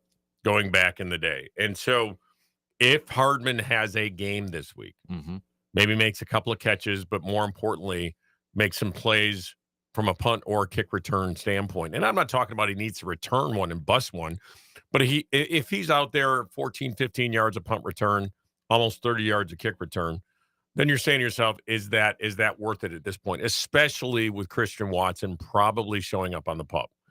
And so I think he's got it. I think he still has a really good chance of making this football team. And I think he's one of those guys that you have enough tape on to know what he's done in the past. If Hardman was undrafted free agent rookie coming in with a camp like this, no, he doesn't make the team. But you've got tape on this guy, and you can say, hey, this is a guy that I think we know what he can do. And so I think he makes this team. I think if he has a poor showing this weekend, probably not. So we've touched on wide receivers, we've touched on linebackers, offensive line, looking ahead to this final game, the final tryout job interview for a lot of these guys. What are some of the position groups that you think are the biggest maybe unknowns in terms of depth? Defensive line, how much is the Baron Sorrell injury maybe open up for another defensive lineman on that side? Where are some of the position groups that you think are maybe there's still some jobs up for grab at this point? Yeah, I think it's defensive line for sure. Colby Wooden, I think, is probably a bubble guy right now. And so looking at that, you mentioned Simmons, from that linebacking core. You got Christian Welch also in that linebacking core, also a special teams guy. So does it come down to Simmons and Welch at that point? You've got some moving around at the cornerback position. Kalen King, like I talked about, having a good camp. Bo Melton, surprisingly right now, and some people are saying, is he cornerback number 4? Well, with all the injuries, maybe they need him back at wide receiver. Yeah, right. Maybe you need a guy. And that's the thing with Bo Melton is, when you've got a guy that can be multifaceted, especially on both sides of the ball, and then also special teams, that becomes a valuable asset there. So I think you've got some battles there. I think that third tight end spot, Ben Sims versus Fitzsimmons, I think that comes into play. I think Marshawn Lloyd made it easy on Green Bay again to keep Emmanuel Wilson. And I love the takes of him being an unknown. I love the change of pace he brought last year. I really did. And so that could be a guy. You've got a little bit of mystery at that third quarterback spot. There's really only probably about 8 spots that are up for grabs on this football team. And so this last game is gonna define, I think, who makes this team and who doesn't from those 8 spots. I'll be curious, and maybe I'm overthinking this from a strategy standpoint here, because with some guys, maybe like a Marshawn Lloyd, who might start the season as the injured reserve, because remember the rule is you got to carry them on your initial 53, then put them on the injured reserve. I think they changed it this year. Did they change it this year? Okay, you can put them on before cut down now, and they can, because then that changes things quite a bit, then. Right? Because then it's like, how much do you want to expose those guys for that final game? We've seen them do it before with some of their bottom end quarterbacks, right? And put them on there. But that changes a lot of stuff. Yeah, they did change that this year. Okay, so you can put them on injured reserve before your final cut down, and they are eligible to come back. Okay, the 4 games over there. So that makes it a lot easier. Yeah, So. I think. look, I think Marshawn Lloyd is absolutely going to be an IR guy. I don't have any question. Christian Watson, despite all the hype, probably on the pup. He's got to be on the pup. Yeah. You don't rush that back. You don't. And so I think again, when you look at this roster, and I still feel very good about this Green Bay roster, despite some of the inadequacies we've seen in the preseason, it really is that bottom part of the roster, some of those special teams positions that players are fighting for right now. And so, and Matt LaFleur, I think, talked about playing some of the starters this week, but more importantly, really coming to grips with where are these decisions with that depth kind of situation. I want to ask you this, Captain, because a couple of rankings have come out, and I saw one just yesterday that's had Green Bay's offense ranked number 5th going into the season as far as potential. How worried are you about Jordan Love's left hand? I'm not that worried. No, okay. No. Obviously, if it was on his right, then you're sky high worried. Right. With that. But no, I was asking Dr. Crow about this last week and such, because I think it was Schefter that said this. If this happened during the season, we probably don't even know about it, sort of thing. And Dr. Crow kind of echoed that too. So it kind of downplayed a little bit. So I'm not the fact that he's already out there doing 7-on-7s and such, I think is a good thing. So by the way, as a coach, I hate 7-on-7. Okay. So LaFleur hates it too. I hate it. So explain to everybody why you hate it. Why does LaFleur hate it so much? It gives you a false. So it's basically going out at recess and telling a bunch of guys to get open. And there's no structure to it. You don't play to the tenets of your offense. You freelance a lot, and so it really is. It's my flag football team right now. Is what you're describing. It's just go get open. Yeah, go get open. It's funny because our hurry up play I call to the kids. Yeah. When we got to get to the line of scrimmage and hurry up is called recess play. That's exactly it. And I will tell you, I've seen a lot, especially with high school football, injuries happen that in 7-on-7 that are just, they shouldn't be happening. They shouldn't be happening. And I think there's a false sense of bravado that comes from success in a 7-on-7 environment. And so I can't stand it as a coach. I saw LaFleur talk about it. I saw Romeo Dobbs talk about it. Yeah, I mean, and Jordan Love having success. First of all, I was more concerned when I heard Jordan Love struggling in 7-on-7. No quarterback should really struggle in 7-on-7. They just shouldn't. They have no pass rush. It's basically, again, Jimmy, go get open. Johnny, do this. And so I was more concerned about him struggling than when I heard he had a really good 7-on-7 yesterday. I was like, okay, that's good. It's better than struggling, but it's still not indicative of anything you're going to see on Friday nights, Saturdays, or Sundays. Before I let you go. Yeah, the bane of my existence. Before I let you go, because we've had some fans really upset the first couple weeks of preseason, all the laundry, the flags in there. So I'll throw it back to you. How concerned are you about that? Or is that just young guys like an Anthony Belton getting accustomed to the game? I mean, I don't know if I've seen a illegal formation called on the same player twice in a row, stuff like that. Is that something, because we got a lot of people blaming Matt LaFleur for being undisciplined again with his team. Do you read a lot into that in the first 2 games, or is it because you kind of brush it off? It's preseason. It's younger guys. I'm going to go the Brandon Woodruff route on this one. I don't know if you saw last night when Woody was talking about relax, everyone. He pulled an Aaron Rodgers where, he's like, we lost 2 games. Right. We had it's our first time in over a month losing 2 games. Preseason is preseason is preseason is. It just, don't get too excited about preseason.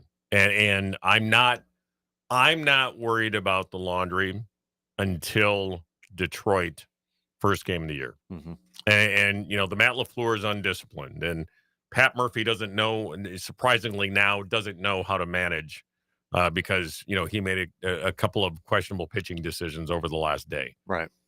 Blown out of proportion. And again, now if Matt LaFleur if these troubles starting to, and again, if you look at last year, Rasheed Walker started the year a lot of flags and then cleaned it up. His back half of the year was a really clean 8 games. So I think if it continues, then it's something to be worried about. I mean, it's the same thing as saying, do you think Green Bay uses Sean Clifford in RPOs more because of how good he looked at the end of the game against Indianapolis? It's kind of the same thing I look at with that. And again, Belton, he's a rookie. He took ownership of it. He improved as the game went on. He had a clean second half. I mean, the Green Bay Packers as a whole had a clean second half. So those of you overreacting about Matt LaFleur's undisciplined nature should also be overreacting about he's the best halftime coach ever. Adjustments. Yes. So it is what it is. And the Jets really wanted to win a football game 2 weeks ago. Yeah. The Colts had most of their starters start the game. You have to put these things in perspective. Packer fans, don't get too up or too down about anything you see until September hits. Yeah, I think this is a good football team. I'm not concerned about what I see. When I look at preseason games, I'm looking at those bottom guys on the roster. I really like Tyron Hopper. Yeah. I really like what Jordan Morgan's done in the past game. I really liked what Emmanuel Wilson did.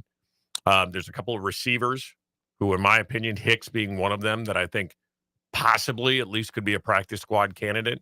So that's what I'm looking for, not wins or losses or anything that could carry into the regular season.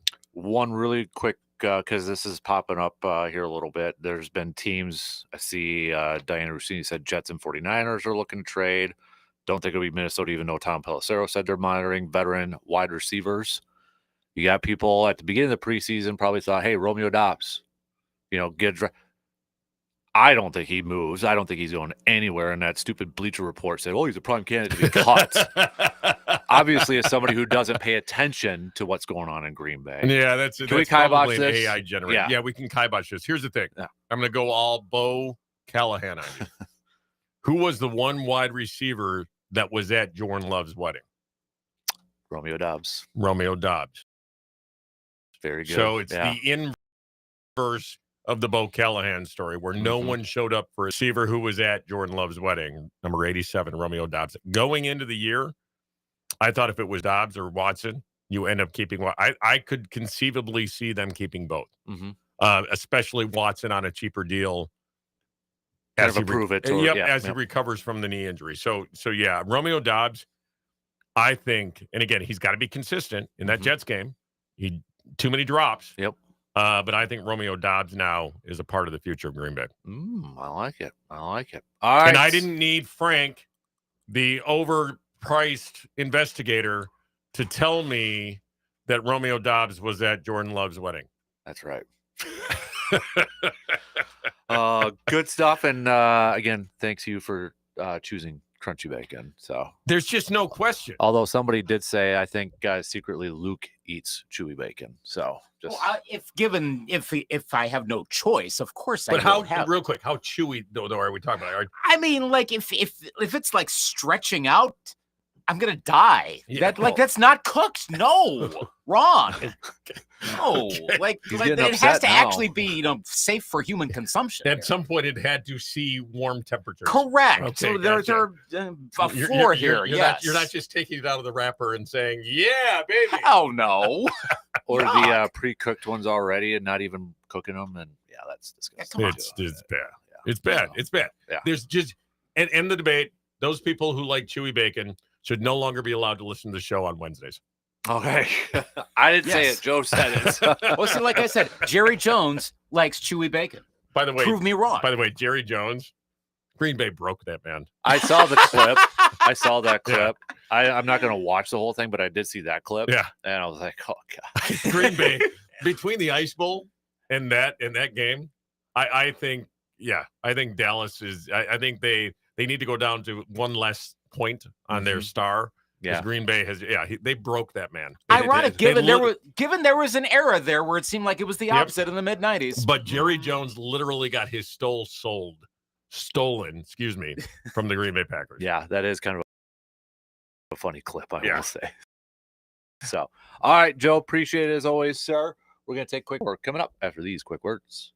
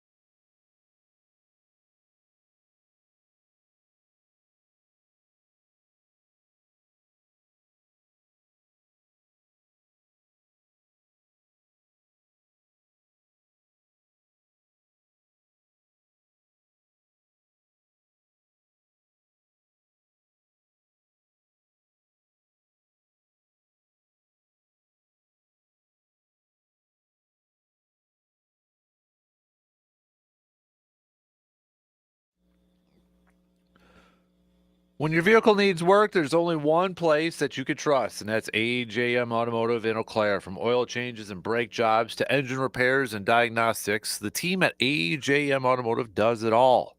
They're honest, upfront, treat you like a neighbor, not just another ticket. So if you want dependable work at a fair price, take it to AJM Automotive, located at 1919 Brackett Avenue in Eau Claire. And don't forget, they also offer towing services. So put this number in your cell phone just in case. 715-835-9523.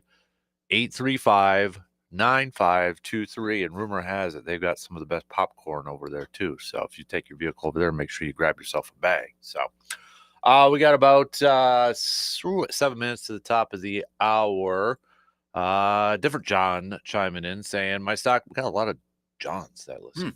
My stock John. riser goes to Joe Flacco for being named starter for week 1 for the Cleveland Browns. I know he probably won't be starting for the whole season.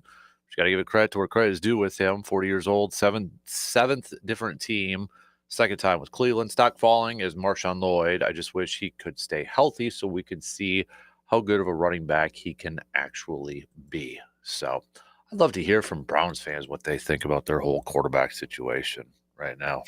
This the whole ordeal. What do they think about their quarterback situation for life? I know I say this all the time. I just always, I'm in awe how every year there's always multiple teams that are looking for quarterbacks. There's only 32 of those starting jobs available. Yet every year we're talking about a team or a couple teams that are desperately in need of quarterbacks. Saints are going to get a new one next year. Colts might be getting a new one next year. Pittsburgh might be getting a new one next year. Cleveland's probably going to be somebody on their roster like Shador or Dillon or somebody. The Giants will have Jackson Dart, even his first round pick. But I mean, you go through, who the heck knows with Seattle? Sam Darnold flails out this year. Rams, maybe Matthew Stafford can't stay put together, so he might be falling apart. It's just, it's going to be kind of interesting to follow the next couple of years. There are occasionally blind spots. I've talked about that with my Vikings, with their offensive line. They could not effectively draft an offensive line. Rick Spielman did a broadly good job, but not with the O-line. That seems to be a thing with certain franchises. And I know you mentioned a whole lot of teams. In some cases, it's just a matter of, can we find someone and they'll eventually figure themselves out. I'm sure, like the Seahawks, for example, they usually will figure something out, but maybe they're in a rough spot right now, perhaps. But the Browns can never do it through different ownership groups, different general managers, different coaches. It's one of those where you start to think, is there something like it's not a curse, but is there some philosophy within the building where they're inherently getting it wrong and it permeates from one generation to the next? I don't know how they keep messing it up over and over again. Yeah. So just don't draft a quarterback in fantasy from Cleveland. No. That might be the tip of the day. No. So I'm going to have plenty of options, obviously, in my fantasy Shador, drafts. I wonder if Shador is going to be one of those, or people are going to draft in the back end just to stack him or stash him away in case, later on. Gosh, I mean, that could be one of those. Yeah, because I got my 2 drafts coming up late next week. The one with like the more hardcore football ones, and then the one with the mix.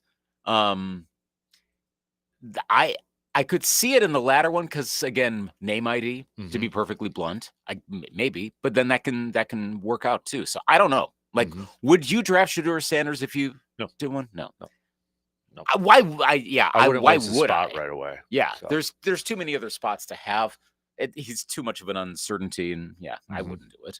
Really quick, we got a few minutes, but I saw Richard Deitch did this from The Athletic. Sports' most impactful play-by-play voices since 2000. And then The Athletic tweeted, like, who did Richard miss on the list? Kenny Albert, Marv Albert, Joe Buck, Mike Breen, Lisa Byington, Bucks. So nice one there. Andres Cantor. Yes. Ian Dark, Ian Eagle, Mike Emmerich, Dick Ettenberg, Chris Fowler, Kevin Harlan, Gus Johnson, Mike Joy, Jim Lampley, Vern Lundquist, Sean McDonough, Al Michaels, John Miller, Beth Mowens, Brent Musburger, Jim Nance, Brad Nessler, Dan Schulman, Joe Tessitore, and Mike Tirico. I could think of 3 off the top of my head right away that he missed. So that's the list of ones he did include? Yes. Okay. So now these are at any point, because I was thinking the real challenge would be ones who started after 2000. What are the ones? Because I'm probably going to end up naming one that you just did, and there were so many names in there. What are your 3? Brian Anderson, Bob Uecker. Yes. And I didn't hear oh my God, I just blanked on him. Vin Scully. Yeah. I mean, maybe Scully and Euchre are like so obvious, but they're that you miss them. impactful. I know, and then you miss them. Right. Those were the 3 instantly at the top of my head. Did he mention Jason Benetti? No. I would put his name in. He's one of the bigger rising stars, at least of this decade. And all the names we're mentioning right now, I'm sure he would be like, yeah. They're I'm sure oversized. Packers fans are going to say Wayne Larrivee, but BA is so he's done basketball and baseball, obviously, and I think he's doing tennis now too, or something like that. So yeah, he's did the French Open. Yeah, so he's doing that. Obviously, Euchre and Scully, for crying out loud. I mean, I know they're not here, but they were still doing it since 2000. It's the versatility of some of these announcers, like Benetti. I said, I mean, he's done a whole lot of stuff of late. I'd say Adam Amin is one I'm keeping more of an eye on. Ryan Ruocco has been basically the voice of the WNBA, and so now that he's kind of drafting off of that with the rise of the popularity there, so his voice is becoming more familiar. There are a lot of good ones out there. I mean, I got a random one.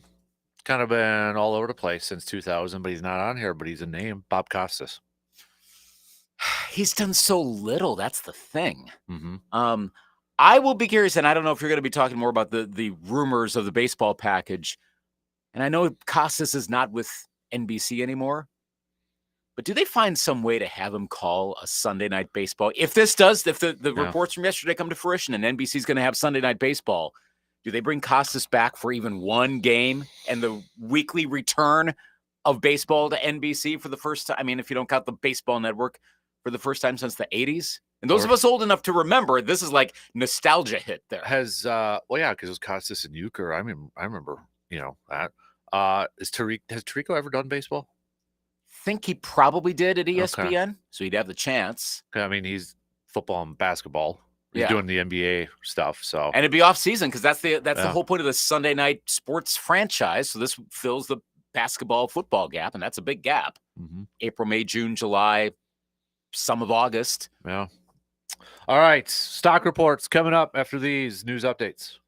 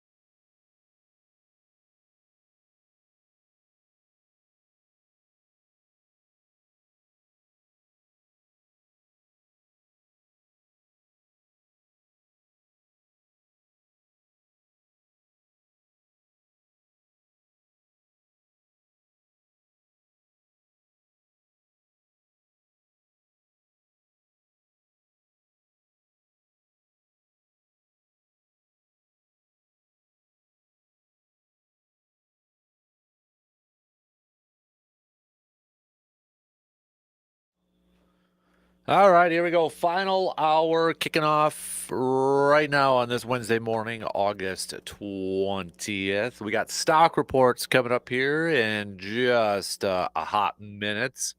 We'll get back to some more baseball talk too. Reminder, game 4 of this 5-game series with the Cubs tonight, 7:05. You can catch it on the radio dials, 105.1 FM, 790 AM. Miz on the mound for the Brewers. Former Brewer Colin Ray is going to be going for the Cubs tonight. So we'll get back to some more baseball talk coming up here in just a little bit, but we're going to kick off this hour with some stock reports. Whose stocks are rising and whose stocks are falling. If you have not participated, you can hit us up with a text with your picks, 715-830-1912 on that Shoe Doctor's bullpen line.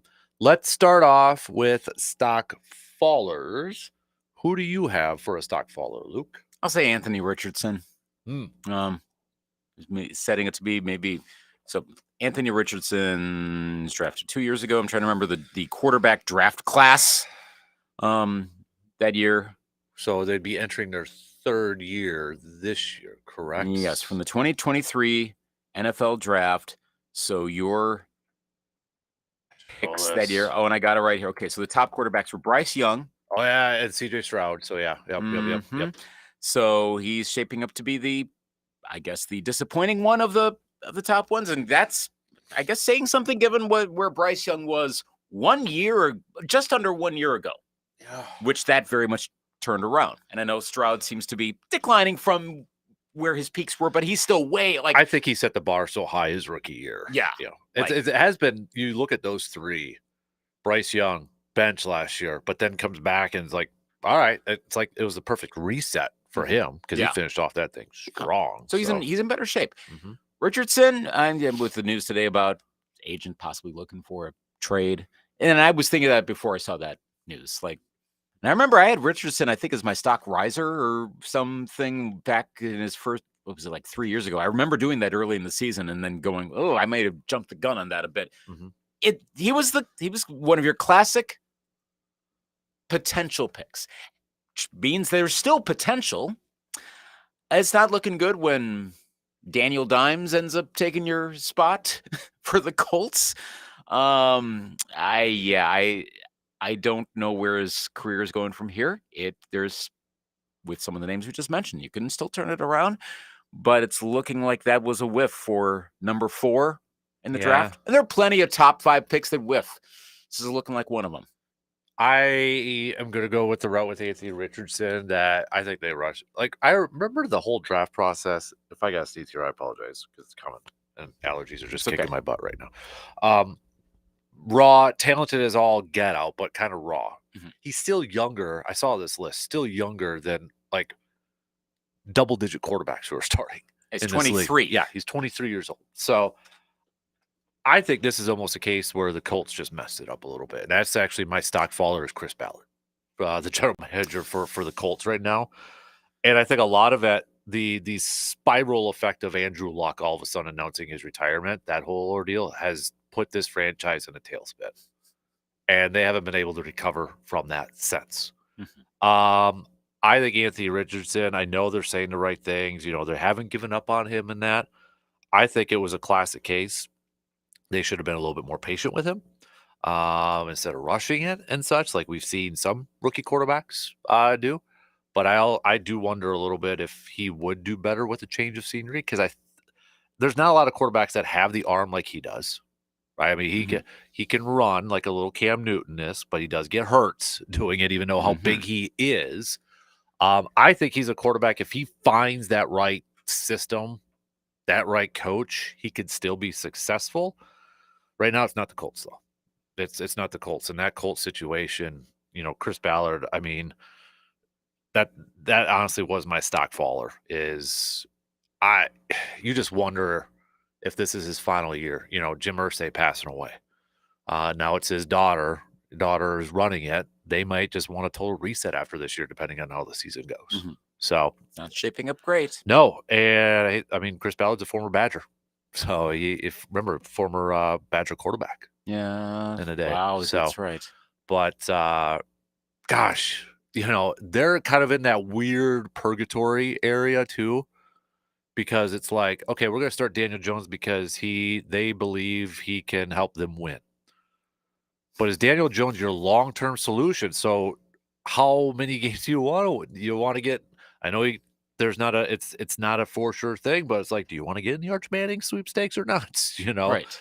You win just enough games, you might not be in that draft spot where you can draft a quarterback to reset your future. Right. Whereas the Saints are playing it perfectly. We don't know who's starting yet because really they don't have good options. They're going to be awful this year, but they may get Arch Manning if he decides to come out in the draft. And maybe he won't. Yeah, the rate this is going, I would not be surprised if he does not. I mean, his grandpa says he's not or doesn't think he is. So, I mean, that could change, though, if the Saints have the number 1 pick, just with the family. That would lineage. make, if there were a route to go, that's probably one you'd want to take if you were a Manning. Yep, exactly. So, let's let the seasons play out before we get to the Arch Manning sweepstakes. Right.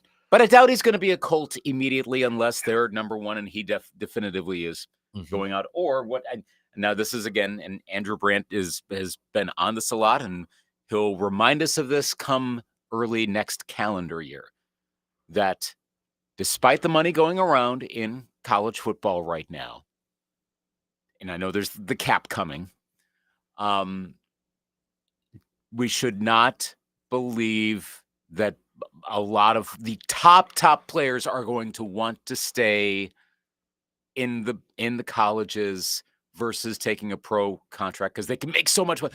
You will make more money going pro ultimately, pretty much across the board. Even because his example was especially college basketball was Cooper Flag. Like, ooh, maybe you could. No. You're going to get more when you go pro in just about any circumstance. So there will probably be some discussion about that. Ooh, imagine what Archie Manning. What?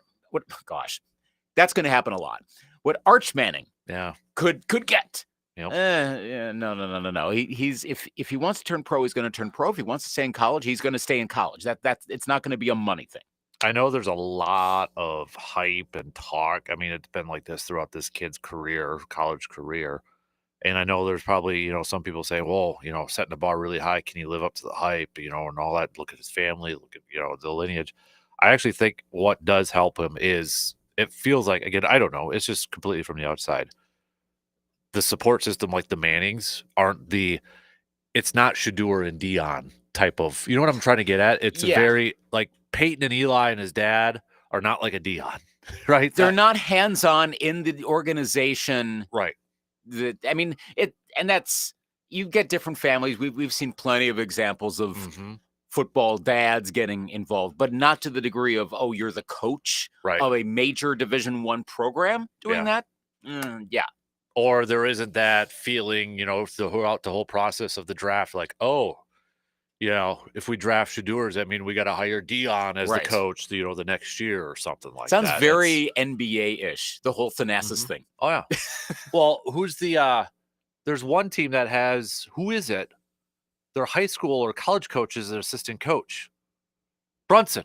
Yeah. Isn't his high school or his dad or something like that on the staff? Because of the whole thing with, was that with Karl Anthony Towns? I'm trying to remember where that became like a bit of a controversy. I might be screwed. But yes, that. Yeah, Rick Brunson. Yeah, he's assistant coach for the Knicks. So, yeah.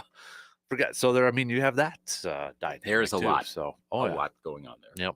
My other stock faller, because I actually had a couple of them, was going to be stupid internet stuff. And that whole, there's a Twitter account, I think it's like Pro Football Rumors or something, like spreading this, like Romeo Dobbs going to be a cut candidate and stuff. Like, I think everybody kind of running with that and retweeting it and throwing it out there and posting about it.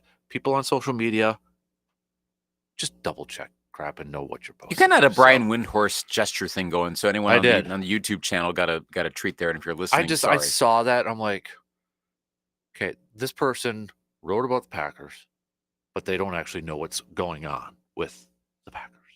I hate that. I can't stand that stuff. Content.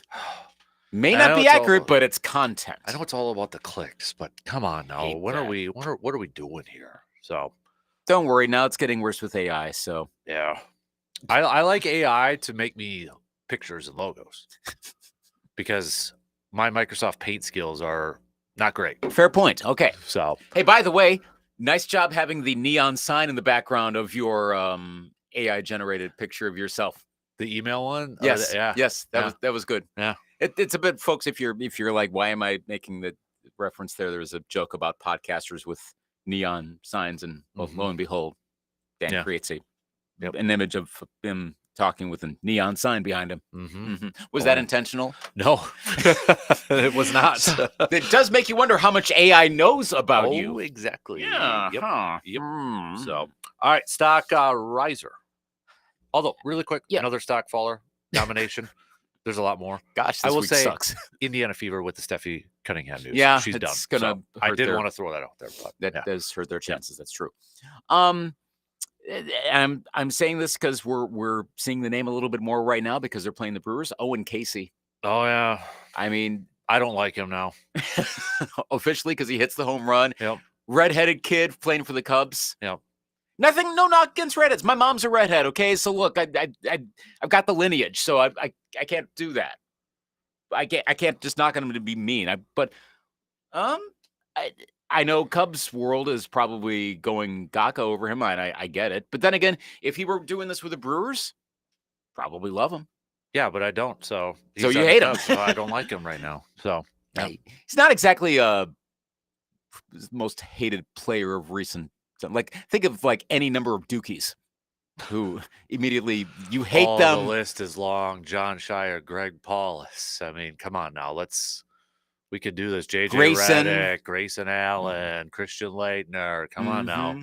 Owen Casey may be that next guy, possibly. Is it possible that we could name more hated Duke players than like great Duke players? You know what I mean? Like all-time greats compared to I despise that Duke player. Yeah. They come easier. There's plenty of good ones out there, obviously. But yeah, I mean, he did pretty well to start. Now, again, this is a pretty small sample size, but if you want to get it on the stock, I'd get it on the Owen Casey stock. That is a good start. Playing ahead of Tucker now because Tucker sucks. That is an interesting team. And yeah, I know they won 2 in a row, but gosh, the vibe in Cubs world right now, and I mean within the team, not fandom, but within the team, something's not right there. Yeah. This kind of pains me a little bit. Not much. But maybe it's more of a nostalgia feel towards it. But I'm gonna go stock riser Scotty Scheffler. Because I saw this. He for the Tour Championship, he's got odds of a plus 160. That is the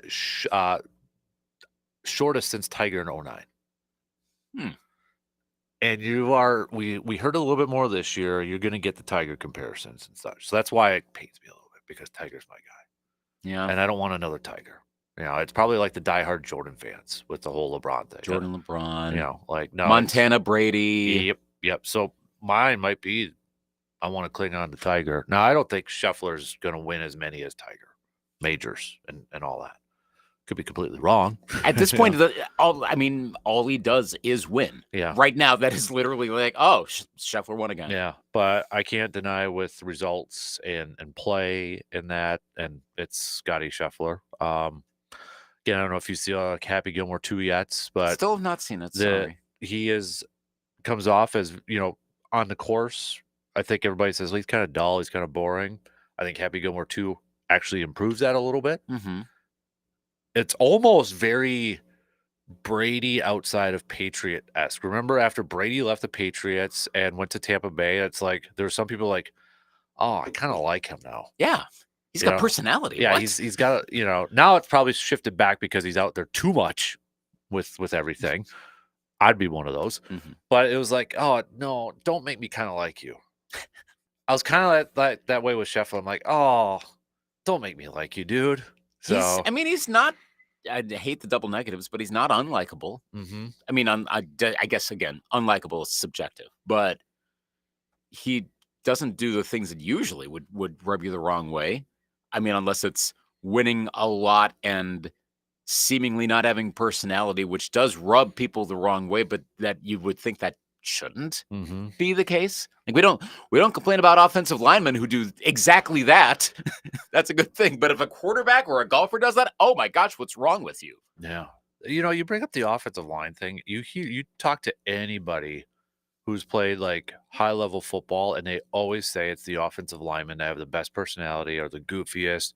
How are we not showcasing that more with it's 2025? It's a good point. Why are we not showcasing this more with offensive linemen if they're this hilarious and this entertaining? Well, okay. We get glimpses, but it's like, yeah, but they're offensive linemen. They're Maybe it's because, well, I think part of it is kind of what I just referenced. It's the whole, like, a good offensive lineman is the one you never hear about. not. Mm-hmm. So that probably leaches a little bit into the focus. Yep. There's only so much attention that can go around. Skill players are naturally going to, because they make the highlights. So we're going to devote more time to them. That's understandable. That's always been the case in football. The interesting part of this is again, historically anyway, offensive linemen are usually, I think, as a unit, the most well-educated / dare we say smartest one. I know that's always a fraught topic in sports and in football. All the different things they have to do. Right. And reading the offense, they got to react to it real quick. Yep. They're usually the ones who went to Harvard or one of those kind of schools. They're the ones that was which of the Packers, the 7th round pick was like an astrophysics or I'm trying to remember if he's on offense or defense, because I was just reading it in the yearbook the other day and I was like, oh, you did what in school? I'll look up the draft picks. But that's the point. Like and he's a lineman, whether it's defensive or offensive. But the point is, those players they probably have like maybe they're funny, but it's not maybe the most immediately accessible kind of humor. You probably know that. Like people that are most of us know these types that are the more educated ones, probably the more intelligent ones and whatnot. They have senses of humor that maybe it takes a moment to figure it out. Yep. And it's really good, but it's not like immediate surface based. So it doesn't necessarily translate over. So you kind of have to be in the room with them, but it's not going to be the sort of thing that's going to get talked about on First Take or anything like that. Right. It's just the dynamics of how it goes. It's really no one's fault. Yeah. So I definitely would probably want to hang out with some offensive linemen though, if you had to choose. Like just from all the stories you hear and that. But all right, let's take a quick break. Oh, John Williams from Cincinnati. That's who I was thinking of. Offensive lineman. Yeah. There you go. Yeah. I didn't know that. What is he? Astrophysicist? It was, what is it? Because I met Sheldon Cooper. I'm at the met the Packers. This reminds me of like Brian May from Queen, like how he's like an actual astrophysicist. I'm not seeing where his bio is. Or what was his degree? Let's see. So John Williams, Cincinnati. At least I thought so, but I'm Cincinnati. Aerospace engineering. Yeah, there you go. So bingo. Offensive lineman does one of these like high-level science sort of things. So he's got to put it this way. He's in line for another good career if he doesn't make the cut in the NFL. Well, there was that. This was a few years ago. I believe he was from Florida State. I want to say the last name was Roll, too. The doctor. I think Sam Congato's a doctor now, too. So, and Sam Congato, not an offensive lineman, but you get some pretty intelligent guys out there. All right. We got, well, and then there's actually, now I just thought of, Dan Patrick had him on when we had this rush of Achilles injuries. He was a former offensive lineman, but he's an orthopedic surgeon. Jeez. I'm blanking on a name now, but yeah. Offensive lineman. There you go. All right. Quick break. We'll be back in just a couple minutes.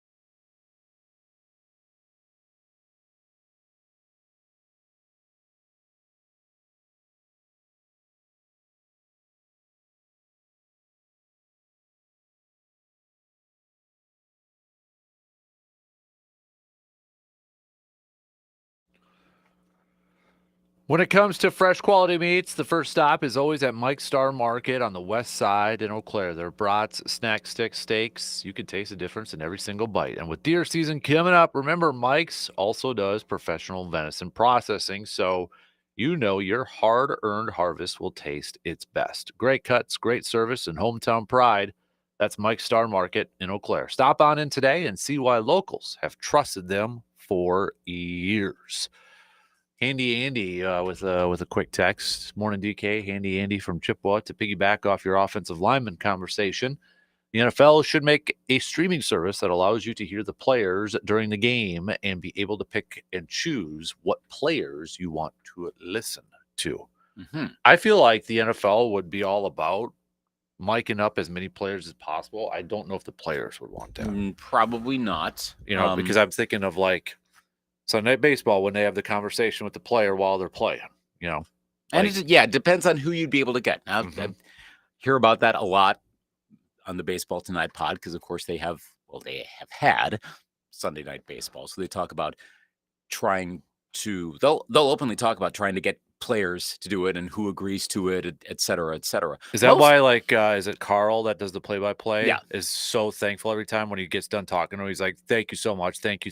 Like, it's like over the top thank you at times. I think probably to say, thank you for taking part of your game preparation and actual duties to chat with a cable company. Mm-hmm. That's what it is. I mean, I would be intrigued by it, but I mean, we kind of already have, mic'd up, I guess to it. But if you could get more, that would be more interesting. If you could, but also teams are so concerned about what leaks out. Remember the whole Randall Cobb one from a few years ago in the playoff game when he was mic'd up and then he got hurt and there was a thought he landed on that battery pack and that's what caused his chest or his lung contusion or something like that. So I think that was the Cardinals playoff game, the 2 Hail Mary one with and wide receivers were dropping left and right. So Jeff Janis saved the world for a hot minute. But I think baseball does if I had to pick between all the sports with some mic'd up and the clips, I think baseball is the best one. They do. But it also probably lends itself the best because you're standing around on the field. Right. And this was spring training from a few years ago, but every once in a while it'll pop up for me when Freddie Freeman was mic'd up and Chipper Jones was in the booth and they're just going back and forth at it. Like that was entertaining. As hell. I mean, if a player wants to do it and the team knows that it's not going to inhibit their ability to play, sure, go ahead and do that. I think raw audio versus conversation is better. Ultimately, it's the conversation aspect that gets me most concerned. And I mean, again, if a player can do it, great. But you got to focus on the Q&A while you're playing. I know, if I'm out there, I'd find some of it interesting. I know I'd be like, okay, hang on just a minute. Wait. Okay, good. Okay, that was a ball. Okay, I'd be doing too much of that. But that's how my brain works. Right. So, I don't know that I'd be a good candidate for that. But just hearing the audio of what it sounds like out there, this kind of strikes me as remember the movement about within the last decade of things you can get in the stadium to make it worth going to a stadium. You get on your phone of certain things, but you could not get them outside of the stadium to get away from the whole man cave TV thing. Well, could that be some ultra extra premium thing of all of the on-field audio is available, but it's only you have to put your phone in one of those packets. You can listen in a certain room or in a certain part of the stadium. It's super exclusive, I guess. So maybe 15 people can get that and they can watch the game in real time, but there's mics around it. You can listen to everything, but you can't record any of it. But you wouldn't be actually watching the game live because you'd be on a screen though. So that's that's the trick. I'm trying to imagine, is there some way you could do it with the speakers? So you could, I think this needs to be fleshed out a bit more, but I think technologically you might be able to get there. Could there be something where you have a translucent or transparent screen? And then there are things where you're watching the game, but then when someone speaks, the screen lights up in front. Again, I know there's a lot of flaws in this, but could you do something like that where you're on the field with them and you hear everything. Granted, it would probably get annoying after about 4 plays of is what you would mostly hear. Yeah. Because you're really looking for, like, what does the wide receiver say to the quarterback? Yeah. That's the exciting stuff. Sometimes we hear stuff over the ref's mic, and it's naughty stuff. So it leaks through enough. Yeah. You'd have to have like a rated R rating for that. Then there's Kevin O'Connell just dropping F-bombs on preseason TV. So there you go. Mm-hmm. Why not at this point? Yeah, that's the risk you do take by miking up all those people in the heat of the moment. Look, there's a lot of stuff that is not family friendly that's on a football field. And I'm saying that as someone who has never been on a football field playing the sport. But we know it's there. Sports in general, I would say too. Yeah. Yeah, across the board. It's I mean, if you play it, it's fine. But if you're trying to get this to appeal to a broader base, there'd be a lot of people like, ugh, from what's out there. It's kind of like how the sausage is made. Don't worry about that part. Just eat your hot dogs, eat your brats, and you're fine with it. You don't need to know that. There is no need to know that. If you want to find out, good. Learn more, but you don't need to. The whole chicken nugget thing, if you know what I mean. Yeah. There you go. Kind of is. Yeah. There you go. But, yeah, that'd be cool. But I don't know if that would actually happen. I think the NFL would love it, but I just don't think players would be on board. Yeah. With that, the whole player thing. No, I did probably not. There'll be a handful that would love it. Mm-hmm. But probably, it turns into an enhanced mic'd up, and I'm not sure if that moves the meter too much more. It's funny because I just got this email from the NFL. NFL and Microsoft expand partnership to bring Copilot to the sidelines and beyond. Oh, good. More AI. The National Football League and Microsoft Corp announced today a multi-year strategic partnership extension, ushering in a new era of AI innovation across the league. Technologies like Microsoft Copilot and Azure AI are helping the league and its teams enhance sideline evaluation and workflows, scout new talent, and streamline operations that keep stadiums running smooth. So, I mean, and enhancing game day decisions. Okay. Oh, come on. No more kids running up and down with paper stuff and all. I mean, come on now. I mean, I still find it cool. Like I was at the preseason game the other day, and you could still hear the phones ringing on the sidelines, and somebody's got to go answer it and all that. So, I mean, come on now. That's classic. Yep. I mean, yeah, some of it's imagery too. It's like it's the reason why you still see when we do pop culture stuff, you still see like old-fashioned radios, old-fashioned TVs, old-fashioned phones, because that's very definitive of that particular thing. And well, also you don't have to worry about patching into a wireless thing when you have a landline phone on. I mean, if you're concerned about security, kind of works better nowadays, ironically. You used to be able to tap into a wired phone. Now it's like, how do you do that? Okay, I guess that's fine. I know I probably come across as very anti-AI. Well, in certain circumstances, there are a lot of places where it works like a charm, and thank gosh we have it. And this is probably one of those where actually the overall flow is going to be a lot better. That particular type of AI, yeah, that's going to be okay. We're not going to have AI calling Caleb Williams plays. It does make you wonder if they'd perform better.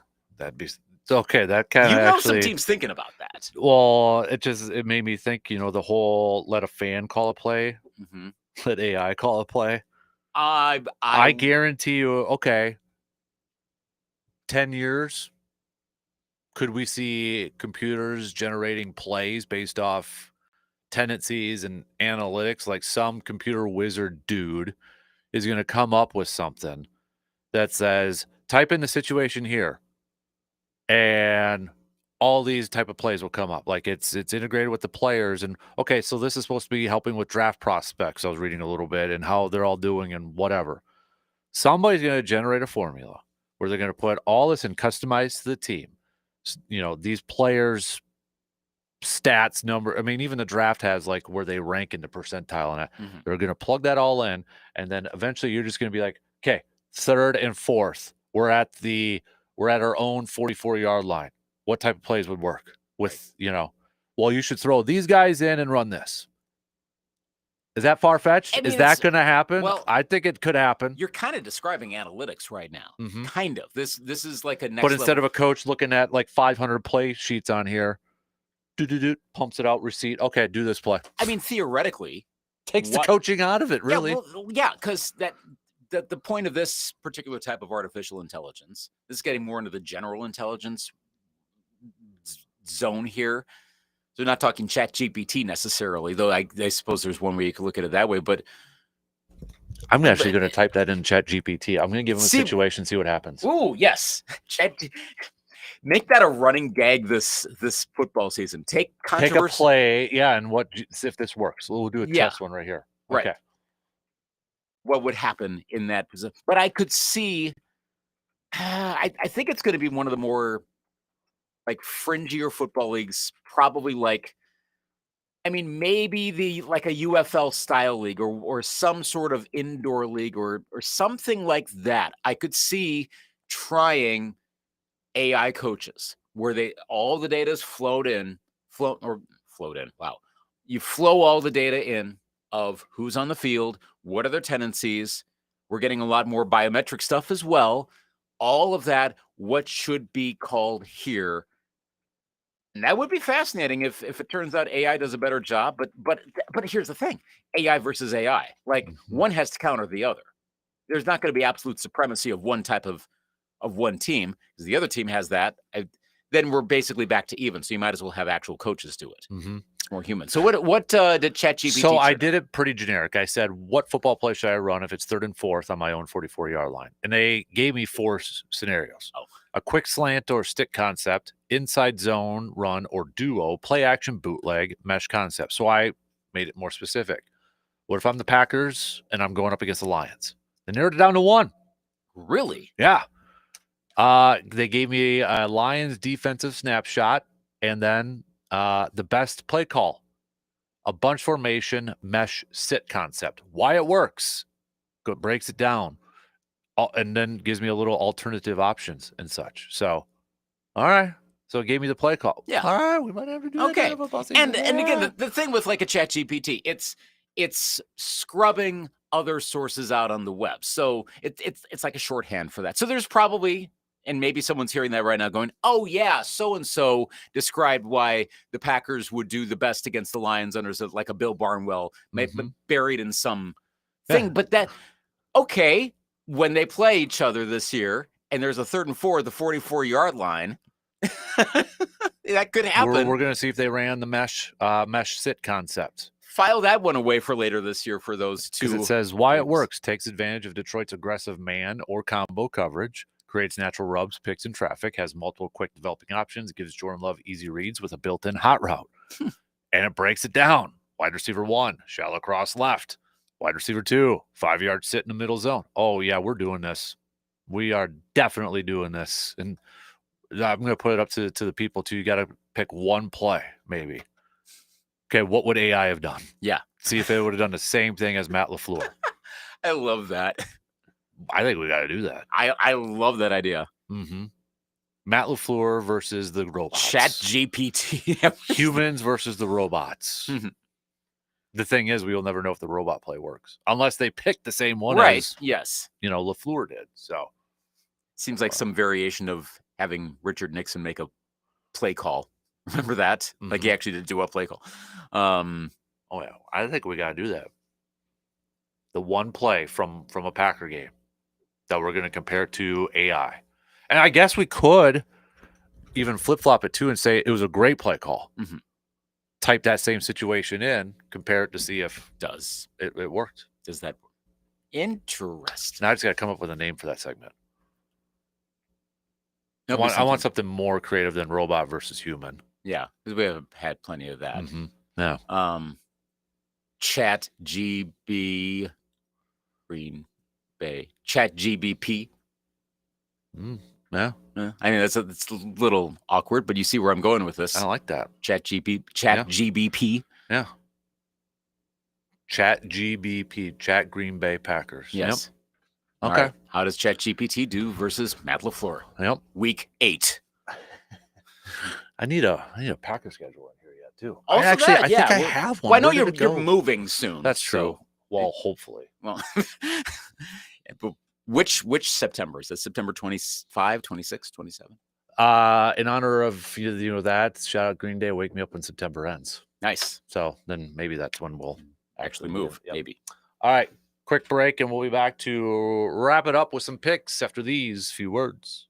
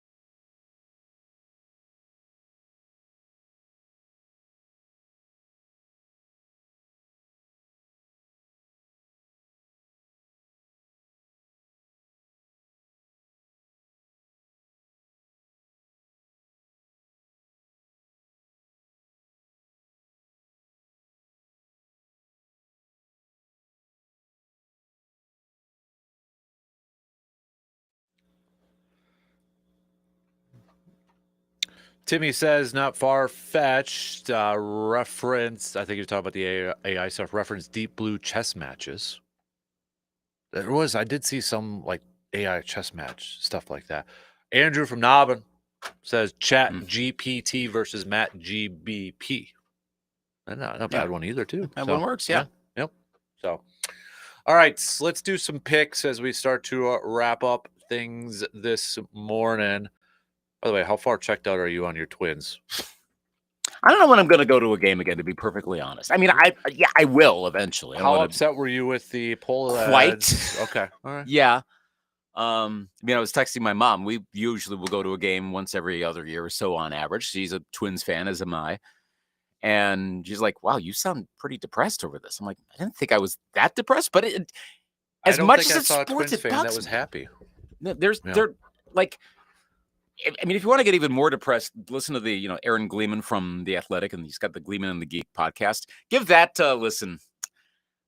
The free one. Like there's not a silver lining that comes out of it. The closest thing to a silver lining I could come up with, and talking it out, actually, this sounds like I'm coming out of a tragedy. We're talking about a ownership group that decided to keep the team. By the way, the Twins are staying in Minnesota. It's not the worst case scenario of them moving. Yes, I know, insert the whole poll ad moving to the Carolinas back in 2001. Yeah, fine. They're not moving. Mm-hmm.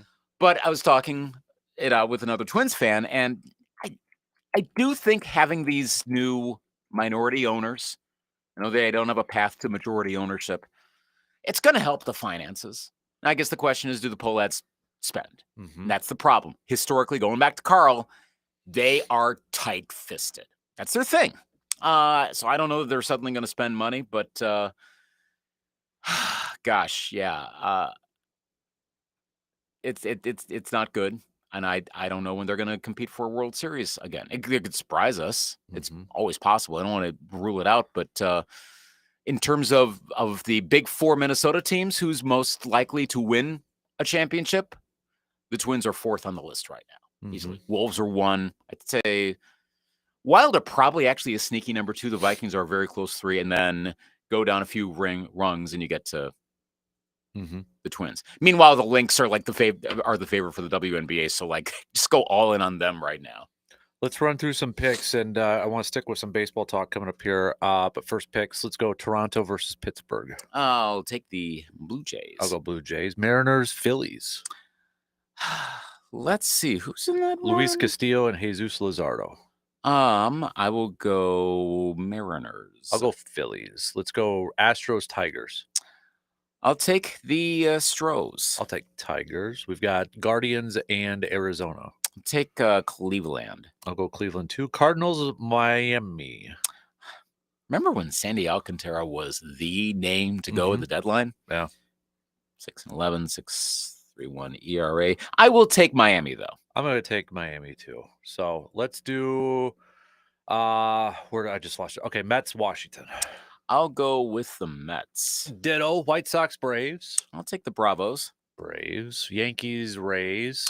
Let's go Yankees. I'm going to go Yankees too. Let's go Athletics and Twins. Twins get off the schneid a little bit.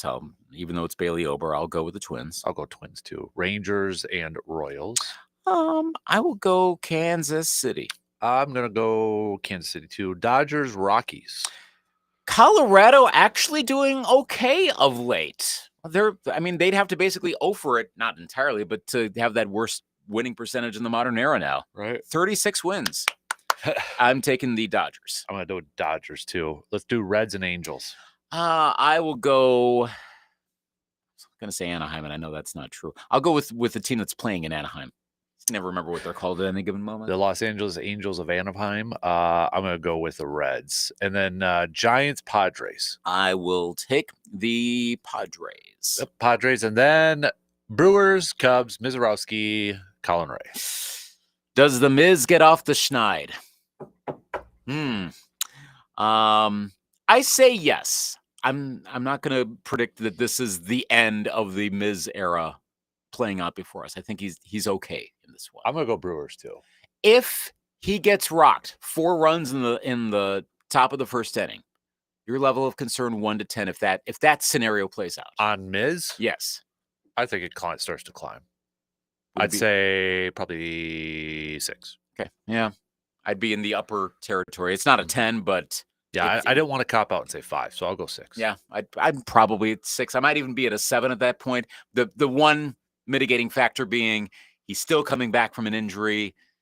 I think he's got 2, maybe 3 starts to shake that all out. And after that, if that worst case scenario is playing out, then I would really worry. But hopefully none of that happens. All right. So this has been Rob Manfred first brought it up in Sunday Night Baseball at the Little League World Series. So people have been having fun with it with the potential realignment if they do expand. So New York sports put some possible scenarios where the Twins would be in the same division as the Brewers, the National League. This one from the Athletic still has the Twins in the AL North. For their National League, for the essentially you're just losing Pittsburgh because it'd still be Cubs, Reds, Brewers, and Cardinals.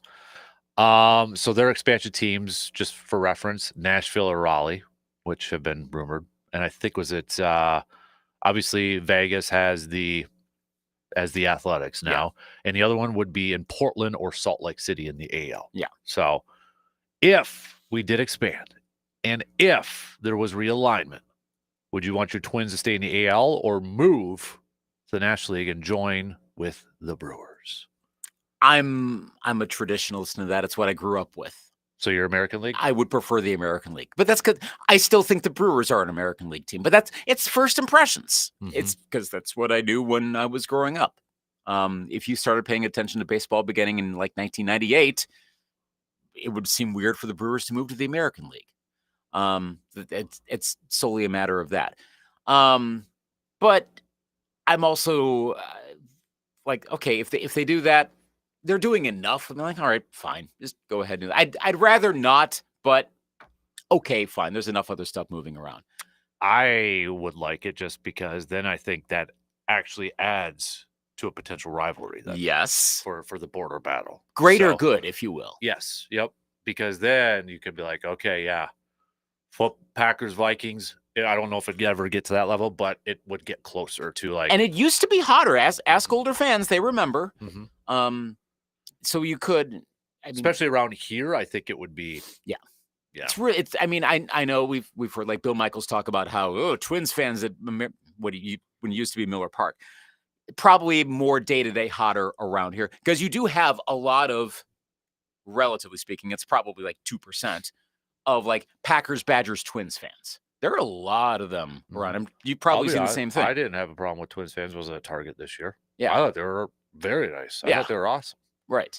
I was kind of jealous of the people living in their apartments where they could just walk out their back door and just literally watch a baseball game. Really tall building beyond left field. Yep. We'll say that one kind of sucks at night when the glare comes right off of that down into the stadium. But yeah, imagine living there. Wow. So yeah, I guess I'd be fine. I think the biggest concern, I was looking at the responses to like, I can't remember which baseball writer it was, but one of the bigger ones about breaking up some of the biggest rivalries. So do you break up Cubs, Cardinals, Dodgers, Giants? Do you break up Yankees, Red Sox? I don't think you do those. Yeah. I don't think you do those but at all. If we're doing 4-team divisions, so that's actually like, if that's what comes through, and I'm seeing a lot of that going around, I don't like that. I don't like small divisions. I hate that in the NFL. I think it waters down division championships. I prefer the NHL model, where you have fewer divisions. I think that's where the NBA should go. I think that's where Major League Baseball should go. Have like 2 divisions and then a bunch of wild cards. And then the division championship really means something more. Heck, I do that with the NFL too. But I again, nostalgia bias. Those of us who grew up in the 70s and 80s, remember like the 3-team and the 90s, the 3-team divisions, the math doesn't work. I get that. Yeah. Or the 3 divisions. Because if they expand, they do have to get 2. It can't just be 1. They'd have to make it even and do 2. So you wouldn't have 16 and 16. Did you listen to Manfred's reasonings for some of that with the TV coverage and like the West Coast sort of stuff? I get that. And you want to have the rivalries like more locked in that way. So there's definitely a logic to it. And that kind of applies to the other sports too. Now, again, it depends on how far you stretch them. You hear this now. This is more particular to the NHL. How many times I hear with regard to the Wild having bad start times because they would be lumped in with Calgary, Vancouver, Edmonton. So they're going to be necessarily later start times. Seattle, of course. So you end up with a whole lot of Wild games starting at 9 at night, Central Time. I don't know that would necessarily be as much of a problem with baseball. Right. There might be a little bit of that. And it depends, again, exactly where does the expansion go? Again, Nashville is pretty close to a stone cold lock to have one of these likely expansion teams. And I think, by the way, way more likely we're going to get expansion now in baseball than the NBA. And we talked about that earlier. I think that's risen up. I think they were co-likely. Now it's definitely more baseball. Probably Salt Lake City. I know Portland's strong in the running. I think it's Salt Lake City. And Raleigh was also mentioned. Charlotte. I've seen that a little bit. That calls back to the Twins thing from it was 1997, the whole Don Beaver thing, for those who remember. But that's a viable place to have a ballpark get built. So that makes a difference. Like I don't think Nashville and North Carolina both get it. I'll just say North Carolina to cover all the bases there. I don't think they both get it. It's going to be one West, one East. They'd like to balance that. I mean, I suppose if Salt Lake City's bid suddenly collapsed and Charlotte had a really good one, baseball's not going to stick one in the West and if Portland doesn't get they wouldn't, but I don't think that's going to be the case. It looks like the Salt Lake City plan's pretty solid. And like I said, Nashville is like, they are ready to go. How much would that affect Nashville Sounds for the Brewers?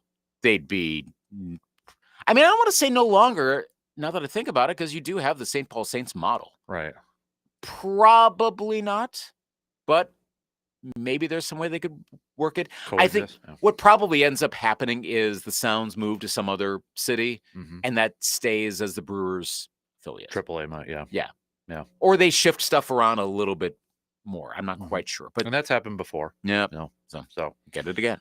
Yeah. Interesting though. So I'm kind of curious to see how that all works out. Yeah. It's coming. It's just a question of when. I always find that stuff fascinating too when a brand new team pops up, because let's face it, the fans are going to be fans of other teams right now. Like, I've never gone through it, but all of a sudden, it'd be like if a hockey team came into the state of Wisconsin. Do you just automatically, it's my state, you got to go pledge your allegiance to I think that it depends. Sort of thing? If you have no connection, you'll go in, and if you're a Tennessee person, you're all. Or if you're like diehard, it's going to be like, I can't cut ties from Packers of another football team or whatever, something like that. Right. So, all right, have a good day. DP Dance are up next.